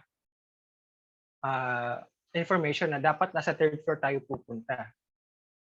Okay, so merong forward na direction, meron ding isa na liliko, Tapos, upon reaching the building, meron pang isang information, yung vertical na information. Yung papunta tayong third floor. So, in some sense, in our day-to-day experiences, we are using the three-dimensional coordinate system para malocate, okay? Malocate ang mga places or mga locations in our real world, okay? Oh, tama. Meron ding comment dito na the distance between the place. Ang shortest distance, okay, is also another direction. Yan na ang shortest path. Okay, so I like that observation dahil we will also discuss that later on. But, siyempre, mathematical thinking. Ano ba ang, in the context of mathematics, ano bang ibig sabihin ng 3D space? How do we interpret the 3D space? So dito, di ba kanina we use 3 directions, isang forward, isang sidewards, at isang vertical. So mathematically, ang 3-dimensional space is a system where every point in that space is described using an ordered triple of real numbers. So tatlong numbers na yung ating kailangan para ma-describe ang location in the 3-dimensional space. Isang x coordinate, isang y coordinate, isang z coordinate. And all of these are real numbers. Okay, so every point in the 3D space is now described using 3 numbers. Now, ito ang geometric interpretation ng representation rather ng ating 3-dimensional space. So, we are familiar with the 2-dimensional space, yung ating x and y na axis is here. Tapos, meron tayong isa pang vertical axis, which is the z-axis. So, i-note lang natin na all of these axes, itong x, y, and z are perpendicular from each other. Hindi lang natin ma-represent properly dito dahil we are using a 2-dimensional, a flat surface to represent the 3D space. Pero we have the assumption na perpendicular si x kay y at si y kay z, and the rest, for all cases, they are perpendicular with respect to each other. And ang sabi natin kanina, every point is described using 3 numbers. So it's good na maalam tayo paano ba mag-plot ng points in the 3-dimensional space.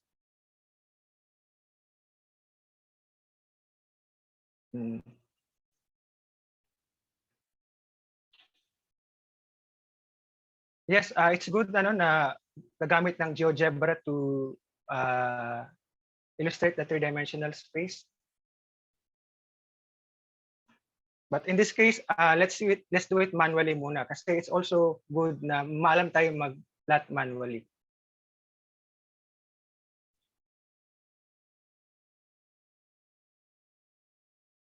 So let's start with the origin. So ang origin ngayon is described using 3 numbers. Ang kanyang components ay 0, 0, 0.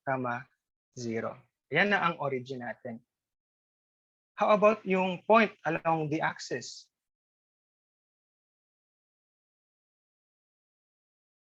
How about this point along the x-axis? So ang kanyang coordinates ay 3, 0, 0. So wala siyang 0 ang kanyang y component, 0 din ang kanyang z component. How about a point along the y-axis? So how about this one? So ang negative na direction is oriented towards this direction. Okay? So this point has coordinates 0, negative 2, 0.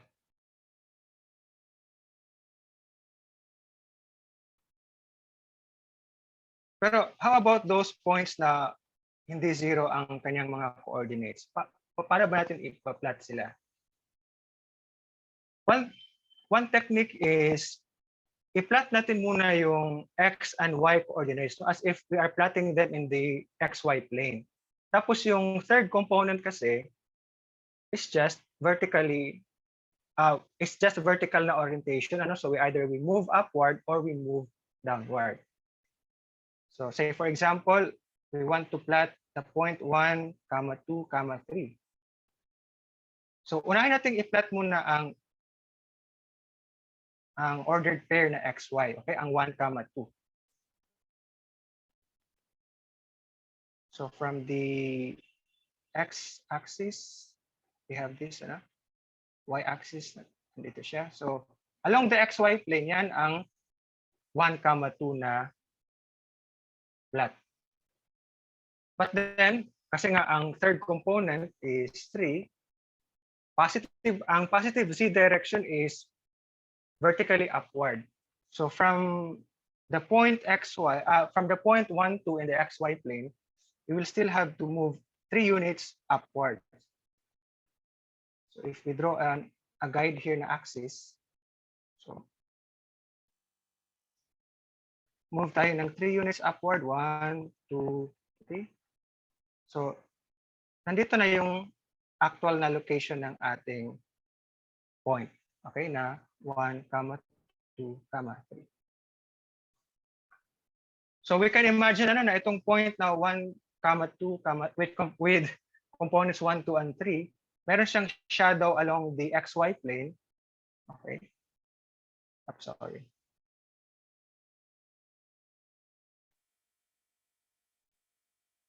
Wala. Meron siyang shadow, parang meron siyang shadow along the xy plane. Okay? Na with components 1, 2, 0 dyan sa baba. Tapos yung ating actual na point nasa taas. Dito ang point na 1, 2, 3.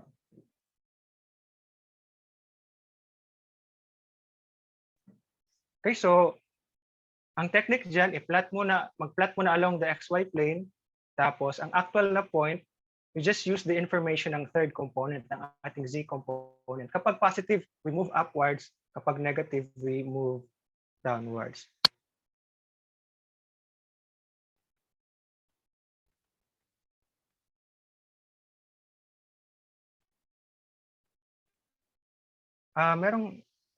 Can we determine pa rin ba yung two symmetrical points? Hindi ko lang naintindihan yung context ng question po. I'm sorry. Ano po ba what do you mean by symmetrical points? Kasi kapag symmetrical points, kapag symmetry, then it's reflected to some axis. Hindi ko lang po alam kung ano yung context natin.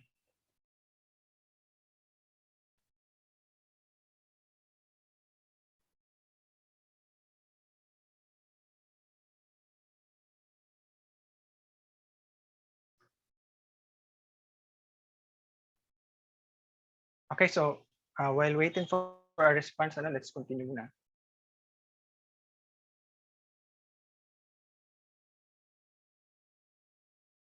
So what if negative naman yung, let's consider the case na negative naman yung sum of the components. What if we want to plot, say, -1, 4, tapos -3.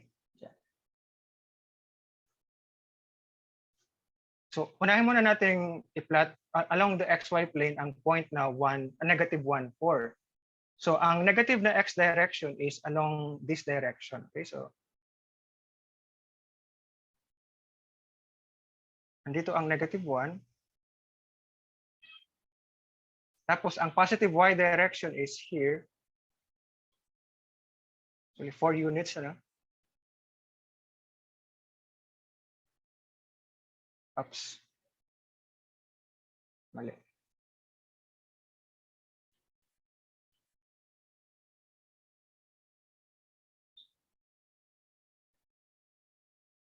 Let's assume na nandito ang location ng -1, 4. Tapos, okay, using the third information, yung ating third coordinate na equal to -3, then we will just move downwards.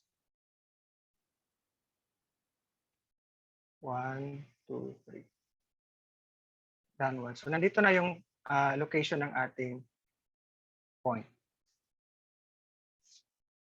Okay, so that's how we plot points in the three-dimensional space. Now, hindi lang siya accurate dito, that's granted dahil nga we are plotting points on a flat surface, okay?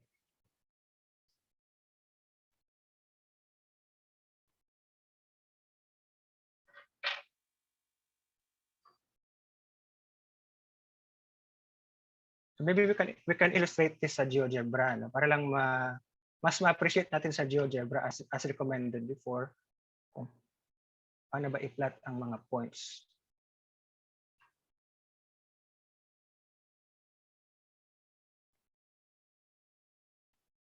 Okay. Dito sa GeoGebra, so we have the three-dimensional space. Okay. Ayan ang kanyang itsura, no? So ang good thing is we can rotate everything. To plot a point, we just write the components. Sabihin natin -1, 4, and yung kanina -3. So once we enter, dahil nga ang kanyang z component is negative, so it's below the xy plane. Ano? Nandito sa baba ang point na A.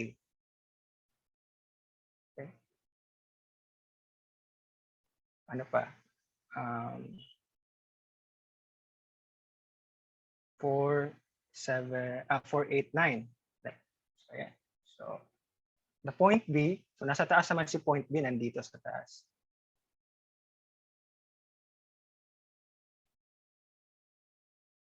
Okay.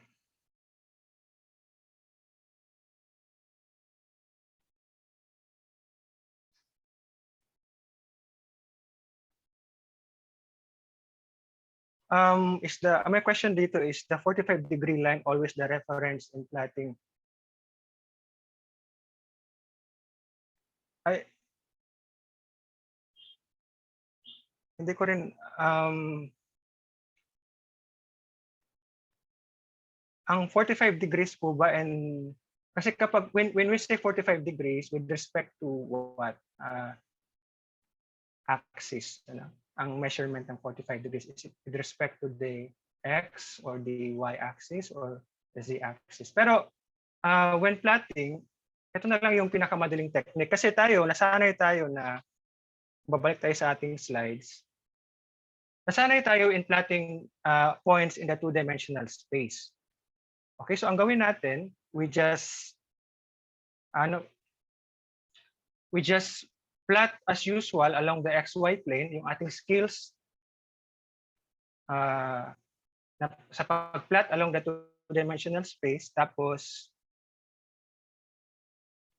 tandaan lang natin na yung z, yung third component na z will always be upward or vertical na orientation. So we will just move up vertically upward or downward. So again, ulitin natin yung process. 2, 0, 0.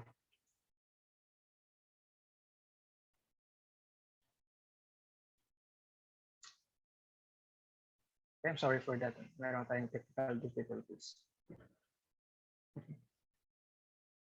At na lang, 2, 0. Hindi na siya nabubura. Okay?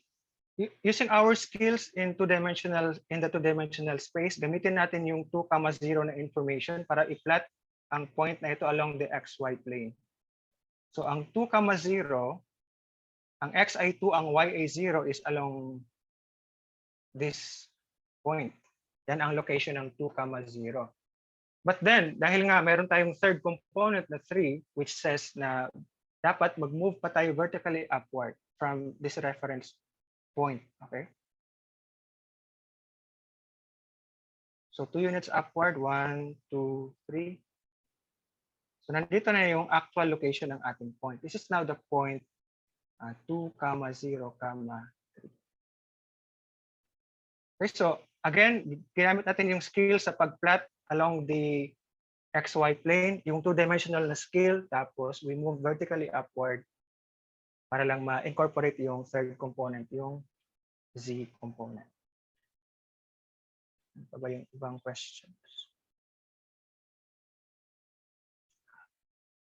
ang 4 quadrants of the XY plane is still here, is still visible dito. Okay? If we will just consider the XY plane,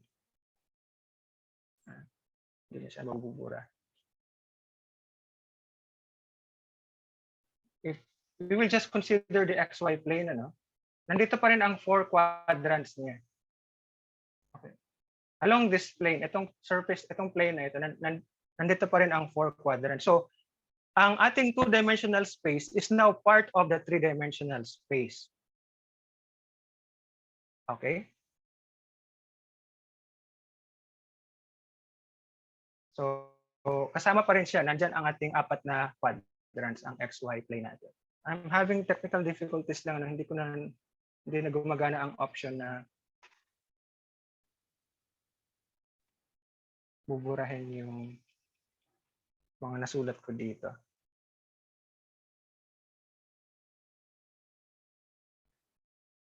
Okay, so ngayon we are now in the context of the 3-dimensional space.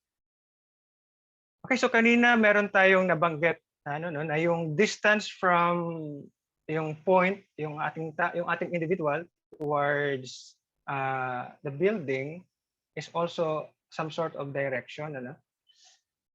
So meron din tayong distance formula for the 3-dimensional space.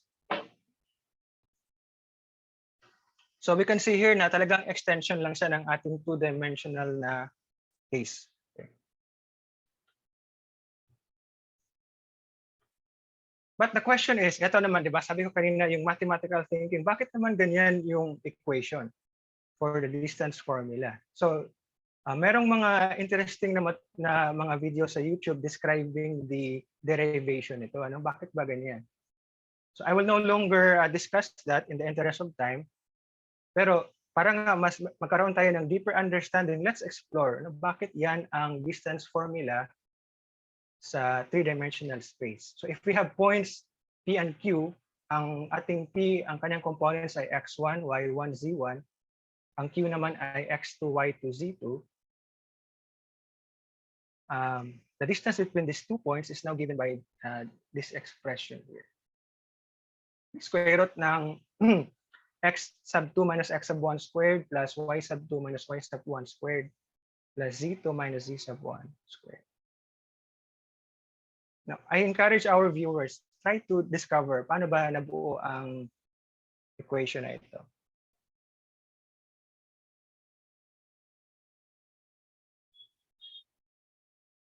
So as an example,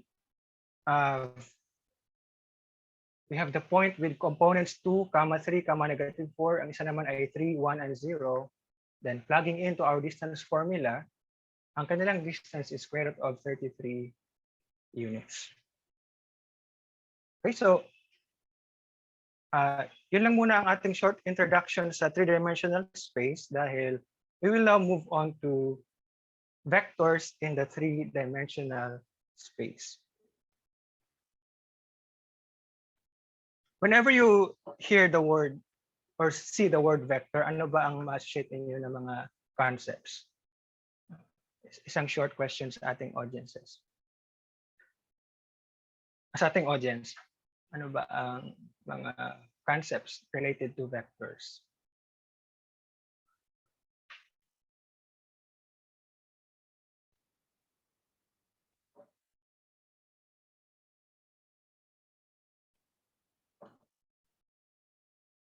So I'll wait for a response. Meron ba kayong mga ideas regarding vectors?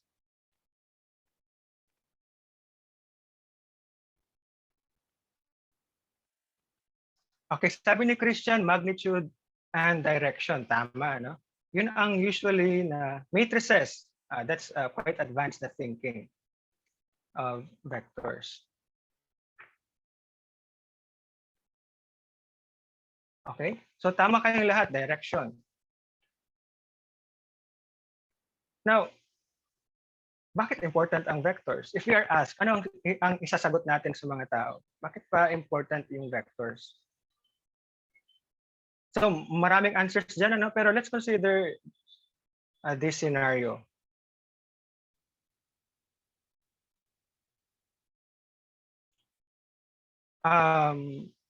merong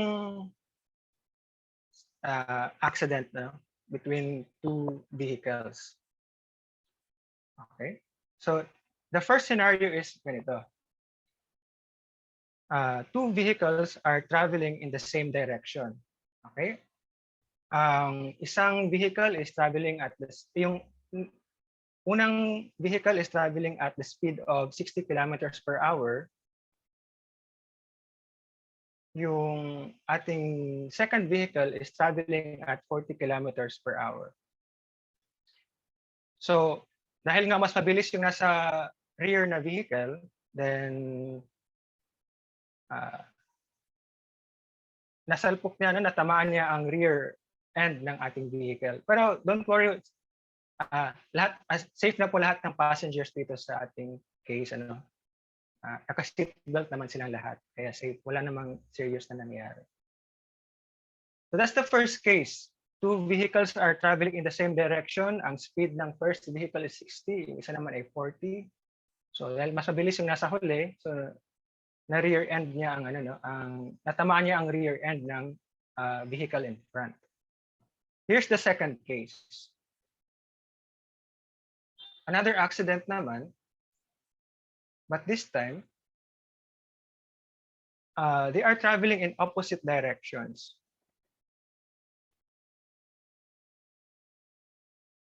Yung isang vehicle is still traveling at 60, the other is at 40, pero they are now at opposite directions. Now, here's my question. Alin dito ang mas serious na accident? Is it the first case or the second case?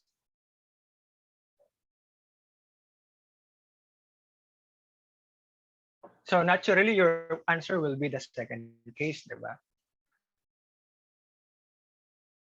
Pero bakit? Bakit natin na-process agad yun na definitely itong second case ang mas seryoso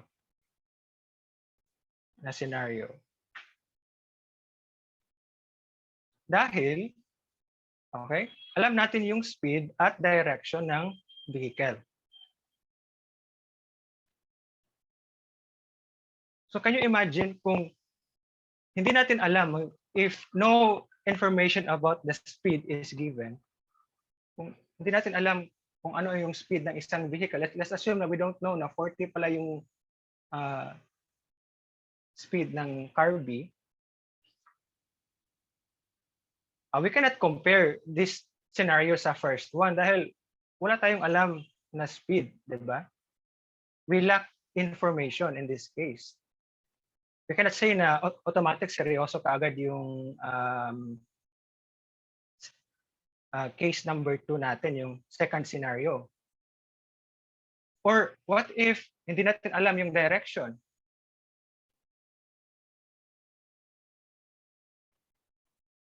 Wala rin. I mean, hindi complete yung ating assessment sa scenario na ito. So, although this illustration is very simple, pero this highlights the importance of vectors. Na when we are dealing with quantities involving magnitude and direction, vectors are the most useful tools in that situation. Okay. So, nakita na natin ngayon kung bakit important ang mga vectors. But then going back to our discussion, dahil we will be talking about vectors in the three-dimensional space, ano ba ang representation nila? So in the three-dimensional space, a vector is still represented by an ordered triple, pero take note of the notation. Instead na parenthesis yung ating gamit, we have angled brackets. Okay? And the numbers A, B, and C are called the components of the vector.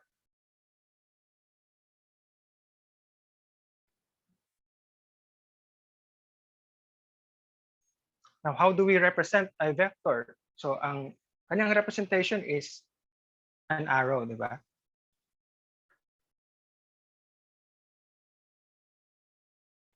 So, a vector has an initial point at saka meron siyang terminal point. Now, ang length ng ating vector, merong nag-comment kanina no, when I asked ano bang what ideas ang inyong mako-connect with vectors. Meron nagsabi na line segment, and I think that person is referring to the magnitude. Okay? Kasi yung length ng line segment from the initial point to the terminal point represents the magnitude of the vector. Okay?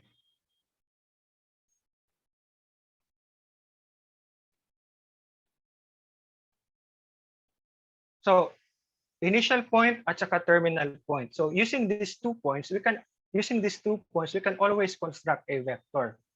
Okay? So, to construct a vector from 2 points, so if P has components x1, y1, z sub 1, and Q naman has components x sub 2, y sub 2, z sub 2, then the components of the vector are given by this one. Okay? Take note of the notation. Ito yung common mistake ng mga students when they reach college. Ano? They cannot distinguish ano ibang difference ng points from vectors.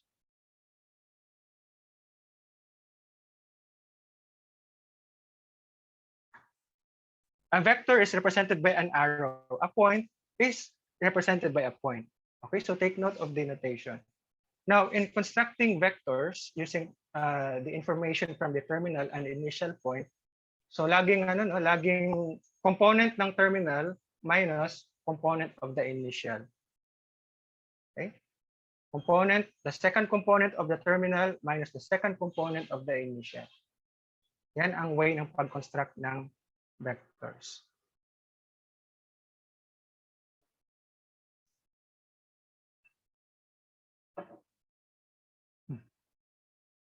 Para lang ma-preserve. Ang purpose dyan is para ma-preserve natin yung tamang direction ng ating vector. So we have an example here. Ang P has components negative 4, 5, and 3. Ang Q has components negative 2, 4, and 5. So we have this vector A given by 2 with components 2, negative 1, 2.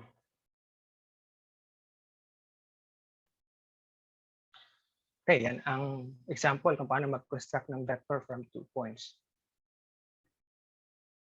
Meron pang isang interesting fact when it comes to vectors. Ano? The magnitude and direction of a vector doesn't change when it is translated in space. Ano bang ibig sabihin nito?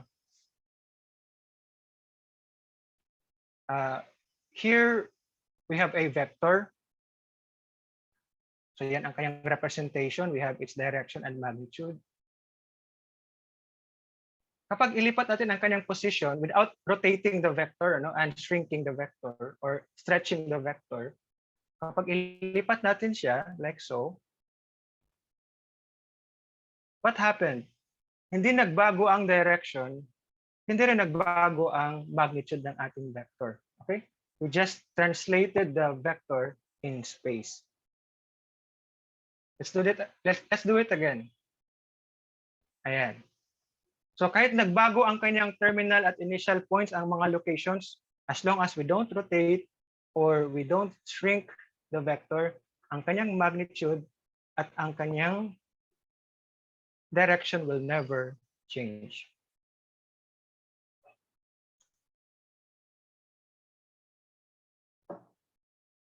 Bakit natin pinag-uusapan ito? Dahil kung totoo pala na hindi nagbabago ang magnitude at direction ng ating vector, kapag i-translate natin siya sa space, then it is practical na yung initial point ng ating vector, ilagay na lang natin sa origin ng ating three-dimensional space. Okay? Because in doing that, we now have a new concept. Okay? Ang tawag natin dito ay a vector in position representation. Ibig sabihin lang nito, ang kanyang initial point is now placed at the origin. So in this way, mas systematic na yung ating representation ng mga vectors in the three-dimensional space. And we can look at this illustration here. So we have a vector in a position representation. Ang kanyang initial point is now the origin. Ang kanyang terminal point is the point ABC. So if we use our method of constructing vectors using 2 points, then ang components ng ating vector A is now equal to A, B, and C. Okay, mas simple na ang representation ng ating vectors in the three-dimensional space. In particular, yung ating vector kanina with components 2, -1, 2, can now be represented in this way. Okay? Nasa position representation na siya. Ang kanyang initial point is at the origin. Now, ang skill ng pag-plot ng vectors is the same as sa pag-plot ng mga points in the three-dimensional space. Okay? Ang gawin natin, i-plot muna natin yung point. Okay? I-plot muna natin yung point na 2, -1, 2. We plot this point. Tapos, after plotting that point, we draw an arrow from the origin connecting to that point. And now you have the representation of your vector. Okay, so the same skills lang ang needed para ma-plot natin yung ating vector. So i-plot mo na yung point, tapos i-draw an arrow to represent the vector.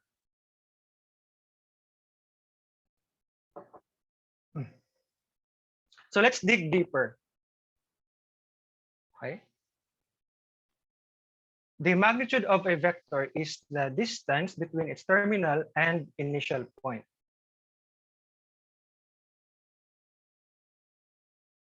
Okay. So nothing is new here. Alam naman natin yung distance formula. So if we have a vector in position representation, ang kanyang components ay A, B, and C, then using the distance formula, ang kanyang magnitude denoted by this one is given by this one. Okay, galing lang yan sa distance formula. It's the distance from the terminal point at saka from the origin. So that's the magnitude of the vector. So going back to our example kanina, we have A equal to 2 with components 2, -1, 2. So plugging in sa ating formula, then ang magnitude ng vector nito is equal to 3. So kasi nga kanina, no, a vector has a magnitude and direction.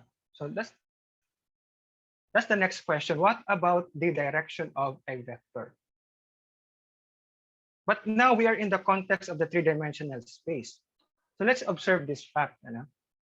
Na every vector in position representation makes an angle with respect to the positive x, the positive y, and the positive z axis.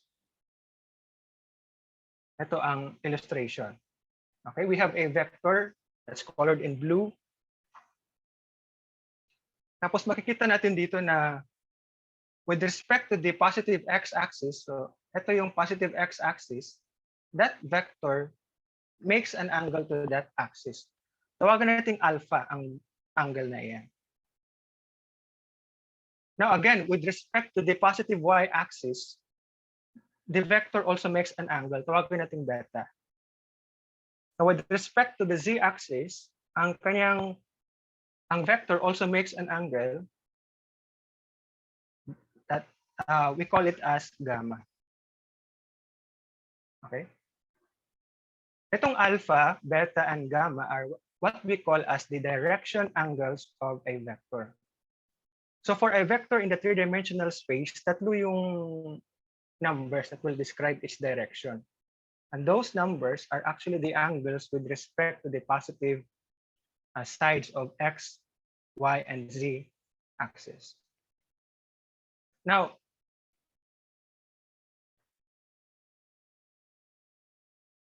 ano ba ang specific na values ng alpha, beta, and gamma? So nandito sila. I can no longer derive this in the interest of time. At it's also a good segue, no, for tomorrow's session, which talks about trigonometry. Kasi makikita natin dito na ang values of alpha, beta, and gamma are described using the inverse trigonometric functions. So I'm inviting you all to watch tomorrow's session on this topic on trigonometry. But to find the direction angles, kailangan na natin ng components ng vector. We need its magnitude, and then i-plug in natin sa mga formulas na ito. Alpha is just equal to the arc cosine of the first component over the magnitude of A. Ang beta is the angle with respect to the y-axis, is just equal to the arc cosine of the second component of the vector over its magnitude. And we see the pattern for the third angle for gamma.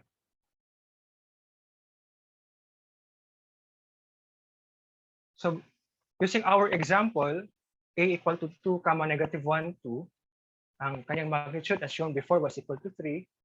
So ito ang mga direction angles, okay? Alpha, beta, and gamma. So very straightforward yung ating discussion ngayon, ano? At medyo relaxing na siya. Kasi nga, plugging in na lang sa formulas. Now let's end our session today with this topic, vector operations. We can also combine vectors, ano? Pero on using operations na parang ano lang din, parang almost similar sa numbers na alam natin, yung usual addition, usual na operations natin. So here's the first vector operation. We have vector addition. So if we have vectors A and B, yan ang kanyang mga components. Ano? So the sum of two vectors is still a vector, pero ang components niya ay sum of the components of each vector. Okay, so madali lang ito. We are used to adding numbers. The negative of a vector, if you multiply a vector by -1, it's just the vector with components na naka-negate lahat ng mga values.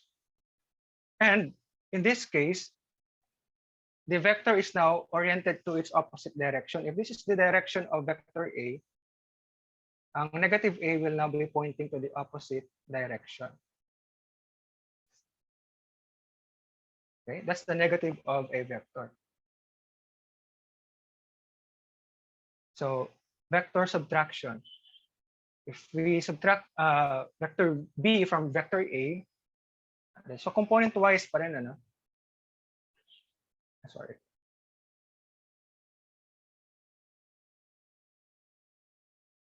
Component-wise pa rin tayo.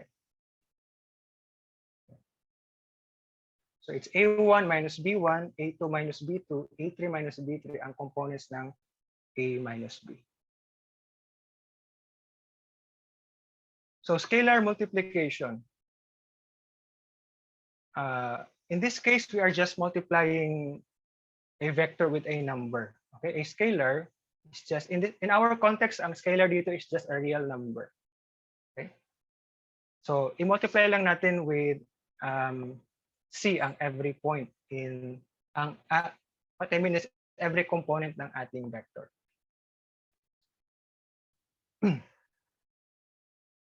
So let's illustrate these operations using our scenario kanina. Na when I introduced this topic, diba, sabi ko, we have two cases. Ang una, we have a car traveling at 60 kilometers per hour. So yan ang magnitude ng ang kanyang speed. And then we have another car traveling at 40 kilometers per hour. So we can represent their velocity, okay, using a vector. The vector representing the velocity for car A is the vector with component 60, 0, 0. You can verify na ang magnitude nito ay 60. Now for the second car, ang vector representing its velocity will be 40, 0, 0 ang components. Now, ano ba ang we have this concept in physics, we have this definition of a relative velocity. So with respect to car A, ano ba ang kanyang relative velocity with respect to car B? So the formula is this one. Ang relative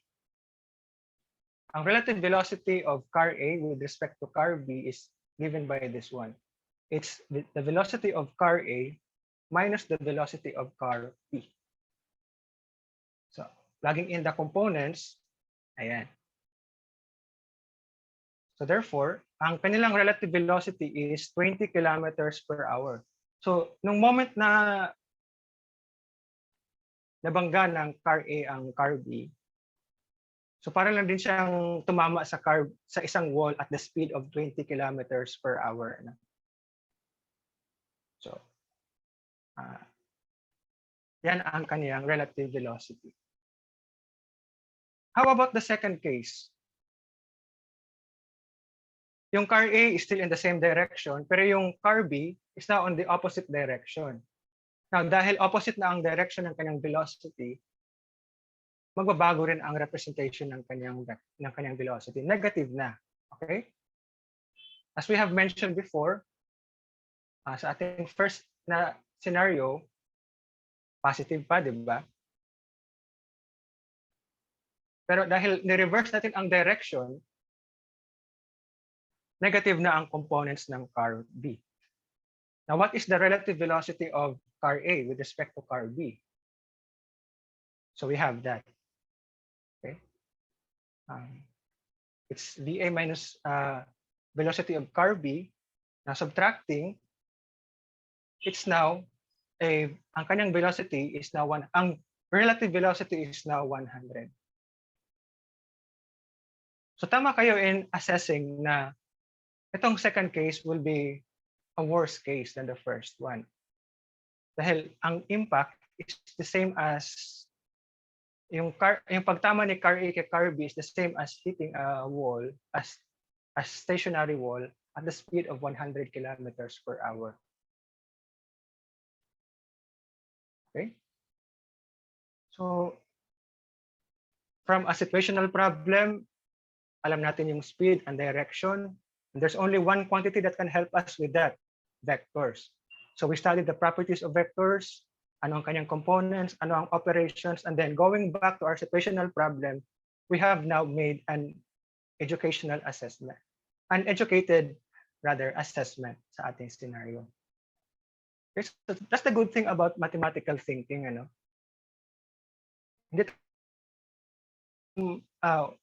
We can analyze properly. We ask the questions how and why para ma-understand natin properly. At ano pa yung good thing? If we know why, hindi tayo madaling ma-misinform, di ba? Kasi we can make our own assessment. Okay, so all throughout our lecture today, yun talaga ang goal ko, na for us to appreciate na yung mathematical thinking is not simply about solving problems. It's not doing arithmetic. Pero it's all about answering the questions that start with why and how. It's all about reasoning. At kung yan ang ating mindset, you will now discover that mathematics, okay, from a statement kanina sa conic sections na convert natin into equations, you can now see that ang mathematics is no longer simply a process or a tool. It is also a language. And to some extent, it is also an art. Okay, so thank you very much for the opportunity, and I hope marami tayong natutunan this morning.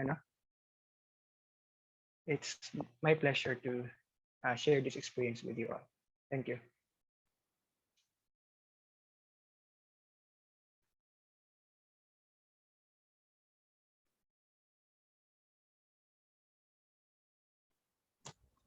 Thank you, Sir Kemuel. Okay. So, I think ito yung part na pwede tayo mag-Q&A ulit po, sir, no? Tingin tayo sa ating Facebook Live. So habang nag-drink po na ng water si Sir Kemuel, may mga questions ba po tayo sa ating mga viewers, sa ating participants? So hi po sa ating mga... So kita natin dito Sir Kemuel na meron talaga tayo from Luzon to Mindanao, no? Hello sa mga taga Pangasinan, Lingayen, Pangasinan na nanonood. Sa Caloocan City Science High School, mga hindi bumibitaw. So sir, kita po natin dito sa Facebook Live, nagpapasalamat po sila sa mga natutunan po nila sa inyo po ngayong araw na ito, particularly po sa Analytic Geometry. At least may konting intro na din po tayo sir, no, sa trigo natin tomorrow with Sir Pops. So any questions or comments po sa ating mga participants? Meron pa ba? Or thank you. Madami daw silang notes, Sir Kem. And I believe po, Sir Kem, you will be sharing your presentation naman po sa kanila, no? It will be made available. Thank you po. Hello po, Direct Chico.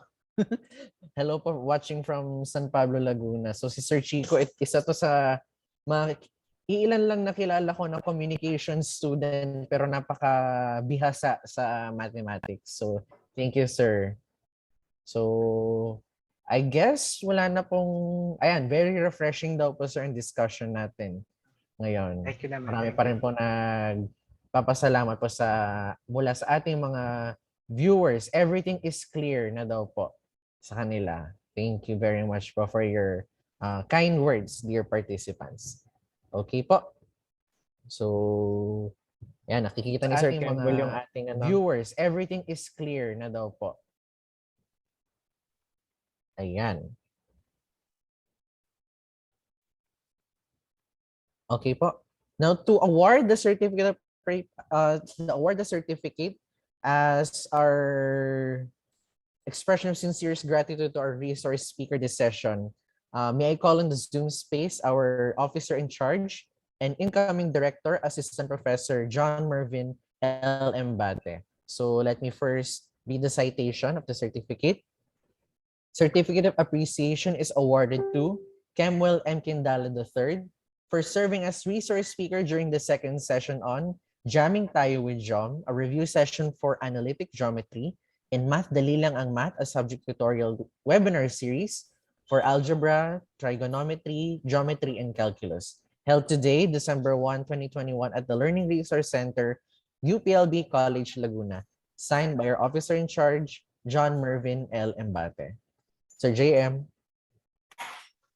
Magandang hapon po, and thank you very much, Sir Kemuel, for sharing your expertise, your time, sa mga participants natin ngayon. I was also monitoring the chat at natutuwa ulit kami ni Josh because we saw a lot of very active participation from our students, from our learners today.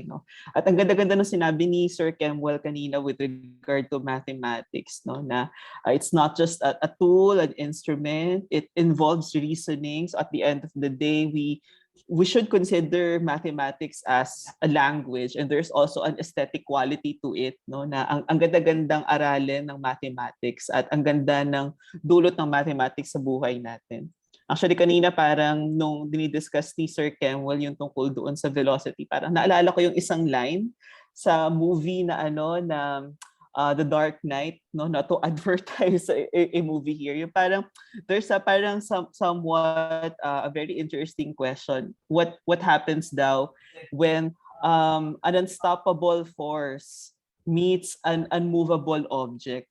Ano nga kayang mangyayari kapag gano'n, Well, natutuwa kami kasi may kilala kami na ini-embody niya yung irony no sentence na yon, no philosophical thought na yon, na siya ay both unmovable, in terms of his dedication at saka yung service niya, and he's also unstoppable in terms of how he reaches his dreams and aspirations in life, So parang yung relationship din niya ay parang parabola, kasi parang it goes up, it goes down, sometimes left, sometimes right, Pero at the end of the day, ay siya yung isang tao na maaasahan nating lahat. So we would like to take this opportunity to greet our very own Josh Jonas, a very happy and meaningful birthday. Josh, maraming salamat din sa iyo for facilitating this session. At Ate She, parang meron tayong ipapakita para sa mga viewers natin today.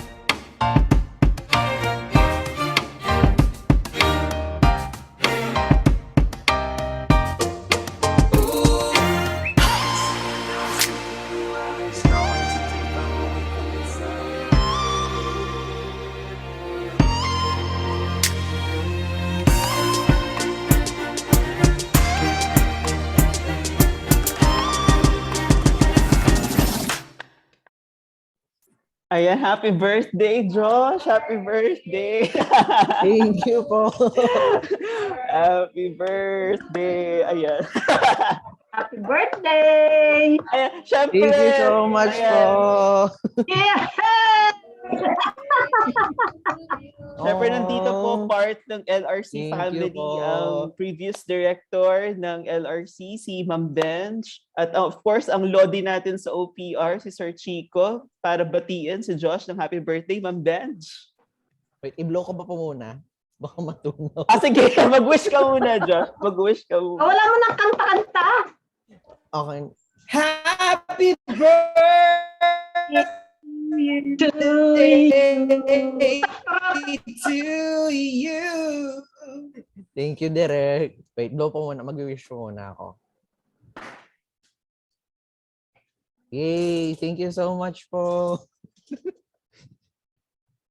Ma'am Benj, ano ang wish mo para kay Josh? Aba, syempre, dapat makagraduate yan in 3 years ng kanyang master's. At syempre, sana naman magka-girlfriend na. Naku po. Wala akong apo na bago.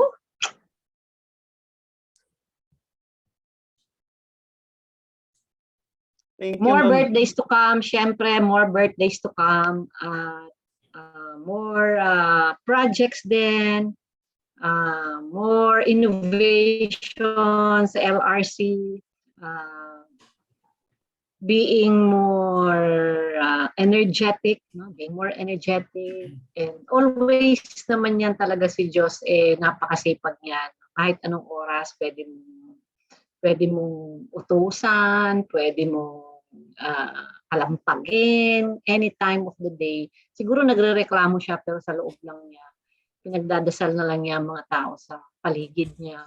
Pero kita mo siya kahit na aligaga, no? Kahit na ang dami-daming assignment, kahit na ang dami-daming multitasking, ganyan. So parang he has that motivation and drive, no, really to succeed. Kaya ang mga kaperahan niyan ay hindi mo basta-bastang magagalaw. No? Yan ay mga nakaalat na for his future and the family's future.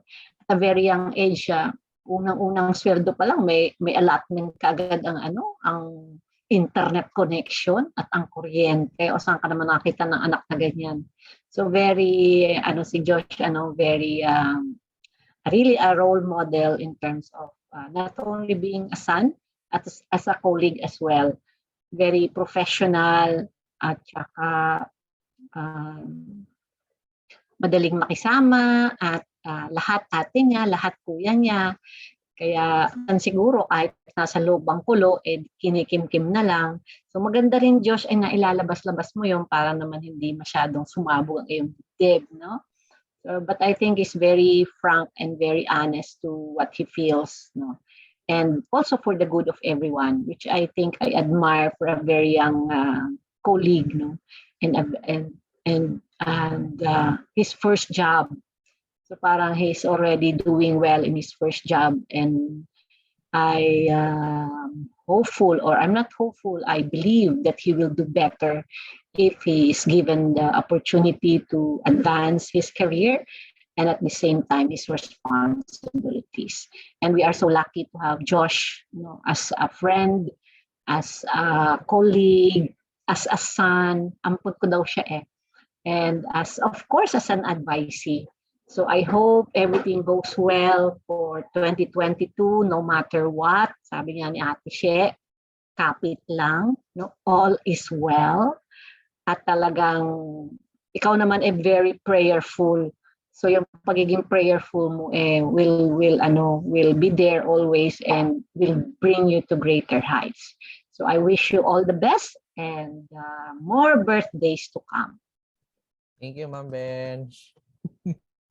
Thank you, Ma'am Benj. Akala ko yung sinasabi ni Ma'am Benj tungkol sa pera, yung nakapack. Kasi si Josh mahilig siya mga lekta ng mga pera, di ba? So sa mga viewers natin, kung may gusto kayong ibigay na gift kay Josh, baka yung mga pera nyo from your travel abroad, curate yan ni Josh. Yun ba yun? Sige, sige. Pala. Ayan. Thank you, Ma'am Benj. Ay, may bumabati pa sa'yo. Hi, Gio. Happy birthday, Kuya Josh. Happy birthday, Kuya Josh. Thank you, Gio. Alaga ni Josh. Kapatid ni Josh, kay Ma'am Benj. Siyempre, nandito rin si Sir Chico para bumate sa kanyang kumpare. Thank you very much, Sir JM. Josh, surprise! Wow, nasa-surprise ka pa ba? Ala ko nasa bahay. Oo nga. Happiest 32nd birthday. Wow. Joke lang, hindi. 23rd pa lang po. Napakabata ni Josh, no? Para siyang binatang ama. Alam nyo, sa edad niyang yan, ay talagang meron na siyang inaalagaang bata na out of his love for kids, no, talagang siya ang nagsisilbing kuya, pero niloloko namin siya ang binatang ama. But he's very fond of kids. Kaya nga kinuha ko siyang ninong ni Waya, no, nung aking daughter, at natutuwa ako because he's the most caring, he's the most thoughtful, no, na ninong at kaibigan, naging kumpare pa, na in fact we started like as an advisee, no? Pero ngayon I'm happy to be sharing a very wonderful friendship with you, Josh. Maraming salamat kasi hindi mo ako nakakalimutan. Lagi kang nandyan para i-cheer ako kapag medyo mabigat ang mga trabaho, ang mga gawain sa bahay, sa opisina. And I know that you're always praying for us. Kaya naman kami, yun din yung isang bagay na gusto naming i-offer sa'yo, no? Alam ko you're very close to the Lord and talagang yung blessings na ibinubuhos niya sa'yo. At yun lang din ang aming prayer, na that the Lord continue to bless you and that your heart's desires will come true in God's time. Josh, thank you very much for everything. I hope that you stay humble, and you stay thoughtful, and also i-keep mo yung pagiging sponge mo, no? That you tend to absorb a lot of things that are useful to your growth as a person and as a professional. And I know na sa LRC ay marami ka pang matututunan at the same time marami ka pang magagawa. But I also know that with all the help of the people around you, ay matutupad mo unti-unti yung mga pangarap mo sa buhay. I am happy to be part of your life, and sana ay magpatuloy lang ang mga masasayang kwentuhan at pagsasalo-salo na gagawin natin sa ating mga buhay kasama ang buong LRC na nandito ngayon. So again, happiest birthday, Josh. Salamat sa ayuda. Ito na lang yung natira. Actually, nakain ko na kasi gutom na gutom ako. So thank you very much. Happiest birthday, Josh. At pag nakita tayo, meron akong iaabot sa yung espesyal na mga kwento on life and writing. So yan. Happy birthday. Thank you, Direk. Thank you so much po. Siyempre, nandito rin si Ate Shea, ang ate nating lahat, para bumati sa'yo ng happy birthday. May pakana ng lahat ng ito. Birthday, Josh. Thank you, ate. Hindi ko na in-expect kasi may webinar nga ngayon. Hirap na mag-surprise ngayon, alam mo ba? At least di ka na namin binigyan ng Hindi na propose. Hindi ka na namin pinagpuya. Happy birthday, Josh. We are very lucky and blessed to have you sa LRC because si Josh po ay napakasipag, napaka-dependable po na colleague, partner for life. Tayo ay partner sa puyatan, sa lahat ng mga bagay. We consult each other kung tama ba yung mga natin. So maraming salamat for being a dependable colleague. And more than that, a true friend na talagang magkikare sa'yo. Kakamustahin ka, ate, kamusta ka na? Kaya naman, soon to be kumpare. Kay baby C. So maraming salamat, Josh. At very thoughtful po na tao si Josh. Talagang doon niya ipaparamdam na mahalaga kang tao kasi hindi ka niya makakalimutan sa lahat ng bagay. Pag meron siya, i-share niya sa amin, sa LRC family, even kay CJ, sa mga kids namin, sinashare niya. So, very generous po ni Josh. That's why, ang prayer ko sa iyo, Josh, ay abundant blessings, love, and happiness because you deserve it. Alam ko darating yon, yung tamang panahon, yung tamang tao para sa iyo. Huwag ka lang mainip kasi yan, ibibigay yan ni Lord sa tamang panahon. Huwag ka lang magmadali. Sabi ay mag-MS ka daw muna. So happy birthday, Josh. We love you, LRC family. Thank you, Ate Shea. Love po. Thank you po. Thank you, Josh. And excited na si Ate Shea at si Ma'am Bench na makahanap ka ng the one. Yes, the one. Na the one na yan, napakatagal. Hindi, okay lahat. Bata pa naman siya. Pwede pang later in life na si the one. MS na po muna. Opo, Ma'am Bench, yung MS daw muna niya. MS na. Okay yan. Carry lang. Thank you so much po. Josh, happy birthday. Siguro ako na lang yung nung last, no.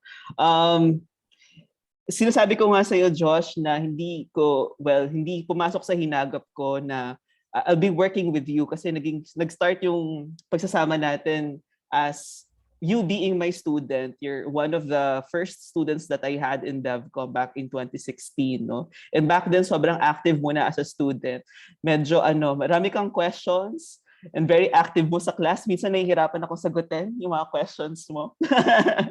Booking pala.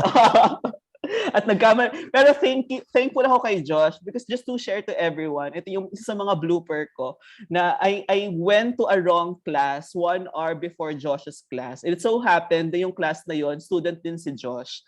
Si Josh yung tao na tumulong sa akin to make me realize that I was in the wrong class. So yung nag-call out sa akin na, sir, mamaya pa yung klase natin. So thank you for saving me that time. And ngayon, Josh, ikaw yung isa sa mga unang tao na nag-welcome sa akin sa LRC. No, wala pa akong isang buwan dito, but I'm very, very thankful that you are here with me by my side, no, helping me out to learn everything that I need to learn in LRC, no, and to make me feel at home. And definitely, I feel at home in LRC because of you and because of the people who are here with us on Zoom, Bench, Sir Chico, Ate She, yung mga resource persons natin, and definitely you, Josh. Dadagdag ako dun sa chorus ng panalangin ng mga tao sa'yo, no? Na sana makatapos ka ng MS, sana magkaroon ka ng love life, sana magkaroon ka ng career growth. Pero wish ko din, no, na sana ay makahanap ka ng kapayapaan sa puso mo all the time.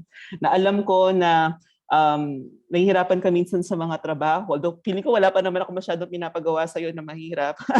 No? Pero ayun, alam ko na everything is a challenge, lalo ngayon nasa pandemic pa rin tayo. Marami pa rin mga uncertain sa mga bagay-bagay. At alam ko na nahihirapan ka din to find the balance in your academics, in your life, in the family, and in your responsibilities here in the LRC. At saka yung dami mong public service, napakarami mong mga proyekto outside LRC dahil nandyan ka lagi to offer support and help to people who are requesting your assistance. So, idol kita, Josh. Idol kita kasi ang dami ko natututunan sa'yo, and you inspire me to always do better. Hindi lang dito sa LRC but in my life. And naniniwala ako that the Lord and the universe will continue to bless you with abundance. So sinasabi nila, stay abundant, stay safe. Ako naman, ang message ko sa'yo, Josh, stay loved. Kasi marami nagmamahal sa'yo. At kailangan mo lang ma-realize yon in every waking moment of your life. So happy birthday, and may you enjoy this day. Wala ko masyadong iuutos, promise. Joke lang. Pero yon, enjoy the rest of your day. Enjoy this new chapter in your life. Happy birthday, Josh. Thank you, Sir JM. Thank you so much po. Thank you, Direk Chico, Ma'am Bench, Ate She, Tita Allen, Tita Raquel, Kuya Iwo. Sabi ko na nga bang may pakulo eh. Okay, thank you so much. Kaya inaano kitang maigi. Josh, nasaan ang cake? Bakit walang cake? Sabi mo may cake. Hindi ko na naisip, ma'am, pero meron pala po na nandito sa tabi ko. Anyway, thank you so much po. Thank you po sa ating mga viewers po. Nakikita ko po ang greetings nyo po sa Facebook Live. Maraming salamat po. To proceed po muna bago ko po makalimutan, marami po nag-iintay. For the link of the evaluation form po, it's shown in your screen right now po. It's tinyurl.com/LRC MATH-dali session 2. You can also scan the QR code po that you see in the screen para madali po kayong mapapunta agad sa ating evaluation form po. So please answer until 7 p.m. tonight po for the deadline of responses for this evaluation form. And also, join us in our next session tomorrow po, Thursday, for our review session in trigonometry entitled Go Lang Nang Go kay Trigo with Prof. Ben Paul de la Cruz or Sir Pops. So if hindi pa po kayo registered, please do so and share it as well to your friends who might be interested to attend this learning session. Take advantage of these opportunities provided by the Learning Resource Center. So Team LRC would like to thank our MATH-dali 2021 team with the support of our very proactive Vice Chancellor for Student Affairs, Dr. Janet H. Malata Silva, headed by our LRC Officer in Charge and Incoming Director, Prof. J.M. Embate, our University Extension Associate, Ms. Cheryl Ed Hermosa Ebron, and thank you as well to our two other team members, Tita Allen and Kuya Iwok, and to our very supportive and powerful team from the Math Division of IMSP, Prof. Jacob, Prof. Kemuel, Prof. Pops, and Prof. Dylan. Maraming salamat po. So, dear friends, just an ending po aside from the many thank yous po na gusto pong iparating sa inyo, not only for attending this webinar but also for your touching greetings po. So, remind ko lang, siguro, just a few thoughts na rin po siguro. Dito, nawawala tuloy ako. Sorry. Math may not teach us how to add love or minus hate, but it gives us every reason to hope that every problem has a solution. Lahat ng bagay ay kayang ma-solve.